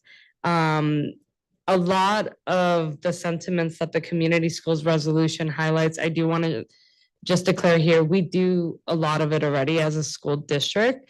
And so I don't want our community to see this and be like, oh, well, we are doing this, they don't notice it. We do notice it. We know that a lot of this work is being done already, but it is really about how do we rethink it so that it's running more efficiently or that we're doing it even better, right? We know that there are areas of growth and that there are still families that we're not able to hear from or that we're not reaching in the way that that they are best reached.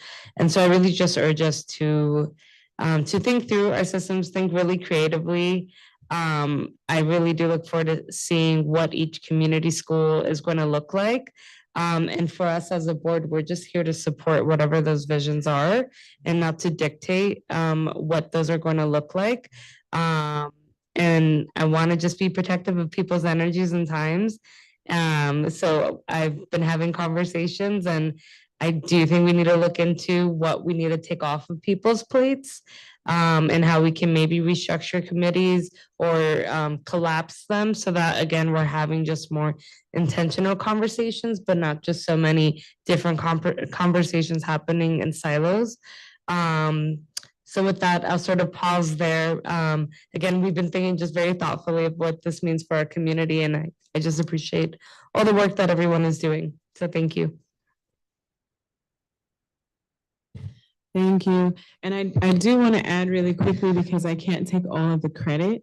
I do want to thank you all as my colleagues on the board, because we have had some, some thorough, thoughtful conversations, and some hard questions have been asked, and especially with the exec team. And I just appreciate that we're having the conversation, because this is what it looks like, right? We are having conversations, and now we want to continue to build and expand that with our students and our parents. And again, not having things so siloed, but more one table in one space where we can collaborate on these things, and that it's driven by the community and it's not coming from us. And this resolution is that commitment. And I want to thank President Berlin for helping to co-construct the resolution, and input from Superintendent Monzo. Again, I think it's just a reflection of like our collaboration. And like I said, we all have that heart and that intent. And so we want to see that lived out and continued with whoever holds these positions going forward. And so with that, if there's no other further discussion, may I please call for a roll call vote? Member Hernandez, Aye. Member Martinez, Aye. Member Pacheco, Vice President Jaco, Aye. motion carries. Wonderful, thank you. Moving on to our informational item, Superintendent Monzo. Yes, thank you, Vice President Jaco. So as we know, we've been in LCAP season, and we have our first kind of summary presentation of information that is being brought to us by our Assistant Superintendent, Miss Amy Bowles, and presenting some of the survey results from 2024 that I think you'll appreciate. So with that, Ms. Bowles. Thank you so much, Superintendent Monzo. And again, to the members of the board, thank you for the time today to present to you. I think some information that really dovetails very nicely into the spirit of the conversation that we were just having, which is about going out, getting input, serving our community, and really seeing where their feedback is and driving our vision and planning moving forward in service of students. I actually look forward to this every single year. I love interacting with the community always, and I think this is just one example of ways that we do that, but it is a traditional and cyclical piece, and something annually that we do in service of getting feedback for our LCAP plan specifically. So we had our survey window that was open March to April. This is the graphic that we have shown before, and just really reiterating the cyclical nature of what we do. And then this is going to help inform the draft plan that we'll be bringing forward to your consideration at the June meeting. So we really did also, just even before we started the survey, got some input from our district community member groups and our parents, asking them just how can we make the input process easier and more engaging. So we did add more graphics to the survey. We shortened the language considerably. We tried to make it a lot more accessible. So that's just some images there that we relayed to the community to really help to picture what our goals are in easily accessible and scaffolded form. Additionally, we met with several groups. We had them it reiterated here, these were all in person, and just the breadth of the folks that we had at different tables in different rooms, even us going out and doing outreach is represented here of not just the survey results that we'll share with you of who took the survey, but all of these people who we went in and spoke with in person. Cafe Con Jose has also been an instrumental place for us to continue to get feedback. This isn't just through the survey window, but all year round. I had the opportunity with Associate Superintendent Evans to go out and lead one of those sessions. I think Dr. Chaides did as well, and just really gave a lot of appreciation for that community and just sharing a cup of coffee and talking, and sometimes having to ask or answer some really thoughtful questions, and keeps us on our toes, keeps us connected to the feedback and the thoughts of our parents. We did include this year, this is something that we added in that I'm really, really proud of and really, really enjoyed, that we increased our opportunities for in-person input out in our Title I funded communities. We called it Ice Cream and LCAP, or LCAP and Ice Cream, gave away lots of popsicles and ice cream to kiddos. I really want to thank our administrative staff and ed services that help with the logistics of this. And you'll see later, we talked with over 250 people approximately through all of these sessions. So we went out to school sites at drop off. We were dressed in our Oak Grove swag and going up and approaching parents, and they were really lovely in letting us just take some of their time as they were waiting for their kids to get picked up. We did survey and a slice where we gave out some pizza to people, when we had Chromebooks available. We also had ice cream and LCAP Sundays here in the district office, and just really engaged lots of our efforts and outreach, both through multiple modalities. Just some pictures here, scooping ice cream, and that's a hard job. I think I built some muscles that day scooping out some vanilla. But that was great. And again, thank you to all the people who help with logistics so that we can widen our reach of input. So the survey was available in 2 languages, as well as Google Translate does offer up other languages. And we provided a quick video for members to be able to access that as well. And so here I'm just going to go through some of the demographics of people who took the survey with us. So you can see here that we had 2,544 educational partners who took the survey. We also shared the results with principals by site, because then they can use that feedback to also help inform their SIPSA plans. So we wanted them to be able to have access to that information. We did have a slight dip in responses this year, but you'll see that primarily that was in the area of OGSC students. So that's really what tipped the scales. And then this does not include the about 250 parents that we talked to out at the sites.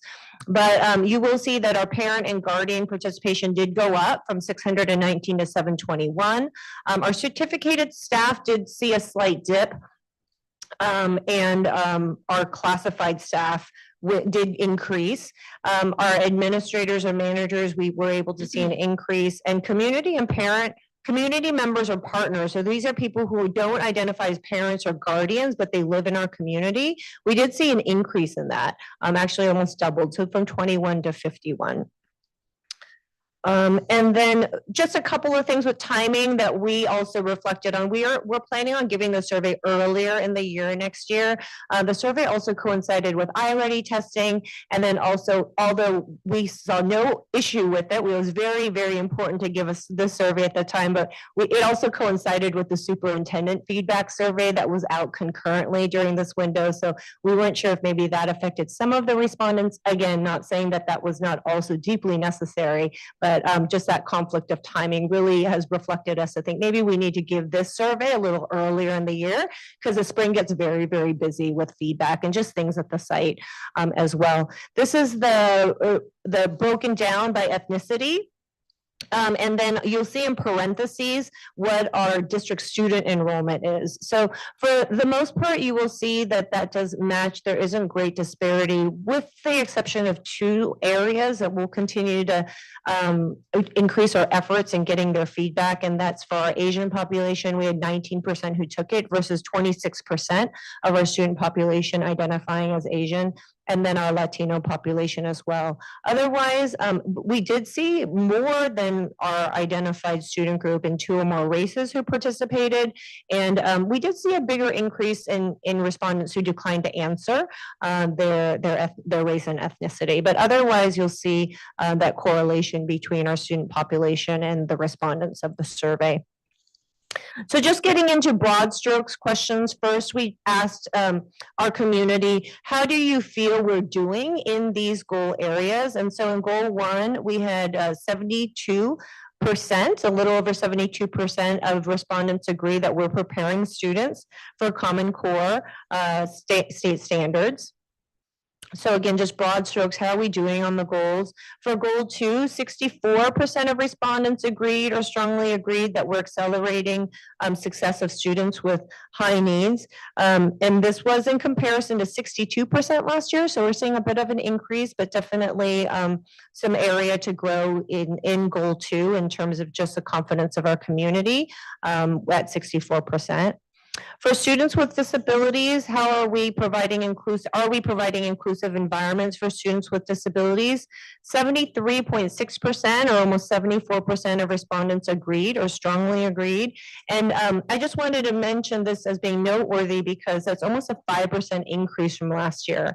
And I know that special education in goal 3 has been a large interest, not only of the board, but also in ed services, and just really trying to listen, adapt, and look at ways to make improvements in the system. So we're glad to see that this was actually the highest percentage jump in the survey of all of the goals for this year. Goal 4 got some really good response about preparing students with technology, a little over 80%, which was also higher than last year. And then in goal 5, safe, engaging, and creative learning environments, about 74% of respondents agree or strongly agree that we provide schools where students feel physically, emotionally safe and want to come to school. And so the last of our kind of broad strokes overview of how the community feels like we're doing in these goal areas is goal 6, actively engaging parents and community members. And that's at 82.9% or 83%, which is actually the highest of all of the goals. So we are very glad to see that. And that is also an increase from last year. This was really something interesting for us. We starting to see some trend shifting. We've asked this question every year for the past 4 or 5 years of which of the 6 district goals, which do you think is the most important for the upcoming year? Without a shadow of a doubt, the last few years, goal 5 has come out much bigger in this pie diagram than other goals. But for the first time this year, we started to see respondents showing equal weight to goal 1, which is about academics, academic rigor. So starting to see the balance that doesn't minimize goal 5 as still being the first priority, but this is the first time in probably 4 years we started to see respondents start saying that, yes, goal 5 is important, but we really have an interest in, and I think we're ready for a focus back and really looking at content and academics and standards. And that came through in responses as well in the comments. We did ask a question because this is our time to adapt our goals. We have 6 currently, and now that we're starting a new 3-year plan, we had some conversations and had this question out in the survey about what the community thinks about combining goal 1 and goal 4, because a lot of goal 4, which is our technology and getting ready for technology and 21st century standards, really is nested within Common Core standards. We really want to make sure that they are dovetailed together. And so we did get the majority of respondents who said that they agree. So that's something that we are considering or looking at as we're looking at bringing forward that draft presentation to you next month. Some of the comments there where people had hesitation is they didn't want that technology would no longer be a priority in the district. And we want to assure you that if we did combine goals 4 and 1, that would not be the case. The actions and services of goals 4 would still be present. And so then we went through an analysis of all of the fill in the blank responses. And this is where we get to go through and read every single one of those comments. You mentioned you did that for the superintendent survey search, and it takes time, but it is really valuable. That's when you start to hear the voice of the community really come through. So we summarized for you the top responses in each of these areas. Lots of patterns around music and art, sports, PE, enrichments, after school enrichments, safe school environments, mental health and counseling. And you will see these things nested in the LCAP draft plan that we're bringing to you. This is really what drives our conversations with the business department about here are our priorities programmatically, what can we look at in the budget. And then also got a lot of input around how can we get families and parents more involved. Although the community did feel strongly at near 85% that we are involving them in our community and engaging them, we still wanted to ask. And they gave us input on some ideas and other things that we could do. Lots of communication around frequent and varied forms of communication. I know President Berlin talked about that earlier. We can't just email our way in to getting results and feedback. And so we heard that from our community as well. Let's vary that. That is one mode that is effective, but not the mode for all families, and maybe not especially for families that we want to reach the most. Really have an interest in seeing more events through the district. Springtime, we've got a lot of really great things going on right now, but how can we continue to expand that? And then just looking at the more flexibility in events and other items here. Then we all had some other questions about when we were in person, what's been helpful. Overwhelmingly, the parent communities that we talked to in the Title I schools had a lot of respect and appreciation for the school staff. They really feel like they are the front people, the first people to welcome their kids and make them feel safe and cared for at school. Lots of input about Saturday Academy, that they love that. A lot of feedback around after school programs, which is great to see because we nearly tripled or quadrupled the amount of students that we served in our after school expanded learning programs. And we're getting a lot of wonderful input about that, lots of appreciation. And the free meals, again, for the fourth year in a row came up as a high support. What can we do to make schools more welcoming? They just really, I think, want to see more in-person celebrations, time for community, going out together in field trips, assemblies, performances. And so we'll continue to look at ways to increase that. And I think with our plan to increase our visual and performing arts in Oak Grove, there's going to be a lot of opportunities for that and that showcasing and bringing people together through recognizing and celebrating our students. So this slide also just talks about what else they would like us to keep in mind. More after-school programming, enrichments. I actually had a wonderful conversation with one of our DAC parents today, Ms. Seller. I really appreciated her time, and she's been an ongoing thought partner for me in plans that we can do to centralize enrichments and other engaging, in-depth interest areas for our students. Then we have some slides that just gave some input on communication, which in general has been very positive in rating our district communication in the community. They appreciated the timeliness. This is always kind of like the three little bears and Goldilocks. What's too much? What's not enough? What's just right? So we're, always trying to figure that out, but really want to give kudos to our public information officer, Sheetal Singh, and all the work she does to stay in communication, as well as the teachers and the principals at the site level, which is what this slide represents. How do you rate the communication of the school with the parents and the community? They really like the frequent communication, and they still appreciate the old school newsletters, just that kind of one-stop summary of everything that's going on. And so we heard that through their feedback. So what does all this mean then? What are you going to do about it? How are we going to see it in the LCAP? And see, these are just a little bit of previews of how we're already getting ready for how to showcase these through our actions and services and goals in the LCAP that we'll be bringing to you in June. We got so much feedback around VAPA, visual and performing arts, and we will be expanding that across Oak Grove. We've hired 4 already confirmed VAPA teachers, and I just hear they are stellar and fantastic. So kudos to HR for getting a head start on getting quality teachers out there, because there's a lot of districts right now who want VAPA teachers. So we're going to be expanding that comprehensive arts program through the fall, so that you'll see that in the LCAP. We really saw a lot of value around art and recess and sports and PE. We've got a lot of great feedback from Indigo and Christopher for the itinerant PE teacher, Steve Lou, who's been there. And so those K-8 schools have been able to engage in after-school sports with B teams at the intermediate schools for the first time ever, and they love it. And Mr. Balut, so it seems like Dr. Jaco got to experience him at Burnell when he was a teacher there, just brings the enthusiasm. And Totally random, but I was his student his first year of teaching. Well, we will pass on that shout out to him, and the kids equally love him. And again, in our K-8 schools where the 7th and 8th graders haven't had a chance to engage in those after school sports and B teams, they're really just, they love it. They've got their polo shirts and their jerseys and things for the first time. We'll continue to provide breakfast and lunch free of charge.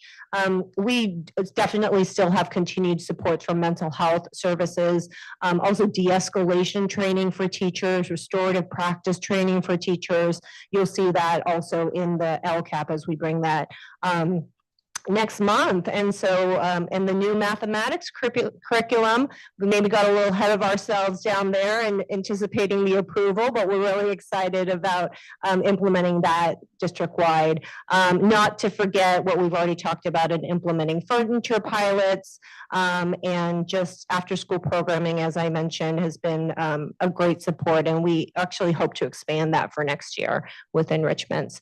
So we'll continue to work on the plan between ESD and BSD, and we're just narrowing down and doing some final tweaks in budget and how we can maximize our restricted fundings and dollars as much as possible, so not to encroach in the general fund when we can.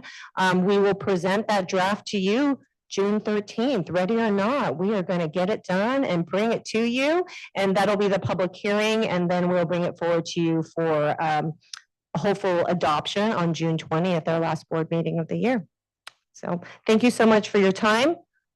It's not my stopwatch. And if you have any questions, I can entertain them to my best of my ability at this time. Thank you. Thank you, Associate Superintendent Bowles. Is there any questions or comments? Just praise. It takes an immense amount of effort and work and collaboration and community engagement to get the data that you have. I'm really looking forward to seeing what draft goals you'll present to us at the next meeting. Is that right? The next meeting, yes. Okay. Next meeting. I may reach out to you just to have a little side chat and to get a little preview of what that's going to be like. But thank you for all the work you do. Thank you. And we also have great collaboration with the County Office of Ed that keeps us vetted and on the straight and narrow to make sure all the requirements are in that plan as well. Any other? Just curious, thank you for the presentation. Thank you for your hard work on everything you put into it. Just curious, is there any way to identify what schools or location like the surveys came from? Like, is there a way to make a pie chart of like which schools participated the most? Absolutely. We do Like, have that data broken down by site. We can put that together and through the superintendent's office, get that information to you. Awesome. Any others? I do have one request to speak. One public comment, President Berlin.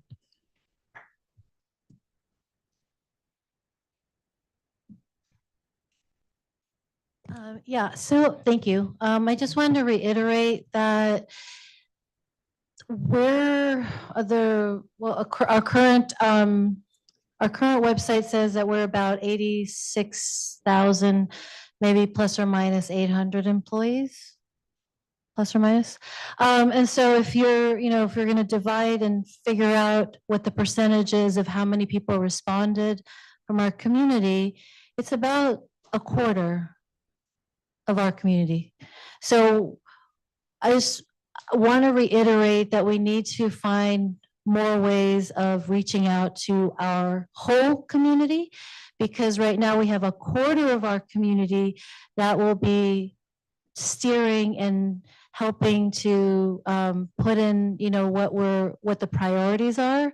And there's going to be some in there that are sharing things that they find that they value. But again, my question would be then who is not included in this information? What are the needs that are not included? Who has not responded? That's going to be an important work for you, Dr. Chidas, is finding out what are the different ways we can do the outreach so that we have at least, maybe our goal could be 50% of our community can answer this, because there was definitely a dip. And we can do more as employees as well as staff, as teachers, to encourage our families to participate more. But also, can we go to them? Can we print this out? Can we go to the supermarket and be there and or at the laundromat, wherever the families are, wherever they're gathering? Where are there ways where we can think outside the box to be creative so that we can maybe reach a 50% threshold and not be satisfied with just a quarter of our community responding, guiding what our budget is going to look like? There's other things there that we are not seeing and hearing from. So again, let's look at who is not responding or who hasn't responded and find ways to do that. We cannot be satisfied with just a quarter of our community responding to this. I appreciate the work that you have done to collect the information, the extra effort. I'm disappointed that we didn't get more from that effort, but that's okay. That just tells us this worked this way, but we need to try again. I mean, one of the inventors, Edison, I think tried like a million different things and failed a bunch of times, succeeded a few times, but we were realizing, okay, well, we tried that. There's other obstacles that we're not seeing. So we have to keep trying to find that and maybe set ourselves a goal of 40%. And then the next year, 50%. We have to continue and see some improvement. And it's not just the people in this room, we're a community. So we have to figure out how can we involve everybody in that progress. Thank you, President Berlin. Are there any virtual comments at this time? No virtual comments. Okay. And seeing no other further discussion from the board, we are almost there, y'all. Going strong. I could do another hour. I don't know about y'all. I'm just kidding. We're going to move on to correspondence and board discussion. We may now hear from the board members regarding correspondence from individuals and or organizations regarding district programs or services. Board members may report on meetings attended or other related district matters. At this time, board members may also report on committee assignments. Any comments from the board? I guess just, I'm gonna be heading to Sacramento in a couple of weeks for the California School Board Association's Delegate Assembly. We'll be chatting about and deciding some direction for legislation for CSBA to advocate on and other policy priorities. I'll keep you guys informed about how all that goes.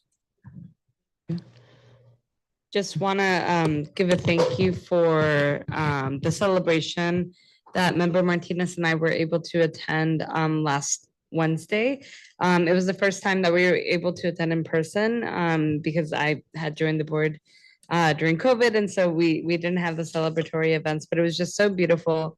And again, I felt so lucky to be in the room with just so many lovely folks. So I really appreciate that. And I look forward to, I'm going to try to make some of these open houses. I'm looking at my schedule right now for the ones that are left in May to be able to attend some of those. And then we have graduations. So very excited to close out another academic year. Yeah, thank you. Also, as well, I want to say thank you for the invitation to the 35th Employee Recognition Dinner. It was amazing. I could still feel the energy of that day. It was amazing to see the schools. When I say this, Agamotto, you're looking at everybody. It was very nice. I love to see it, and it was a great time. Dinner was great. The vibes was great. Thank you so much. And I also I was able to attend the safety committee at Keys. I stopped by and was able to meet the members and mingle with them and have a good time. I didn't have a drink. but I had a good time. Well, I just greatly appreciate all of you and you all as the exec team as well, and our leaders who are here. Just appreciate your time, right? I think that's the most valuable thing that we can give, because our time is the one source that once we spend it, we'll never get it back. And so we can make more money, we can make more clothes, we should make lots more shoes, but our time is the one thing we can never get back. And I just want to value and appreciate you all's time here and our collaboration to do this work for our students. And it was phenomenal, and it was a good reminder, thank you, to see our students here, because we don't get to see them every meeting, and we don't always get to hear from them, but we work continuously around the clock on their behalf. So I just want to say thank you, and I really appreciate being able to work with all of you. With that said, may I please have a motion and a second to adjourn this meeting? I'll move to adjourn this meeting. And I'll take a second from anybody. Second. Thank you. All right, all in favor? Aye. Aye. Any opposed?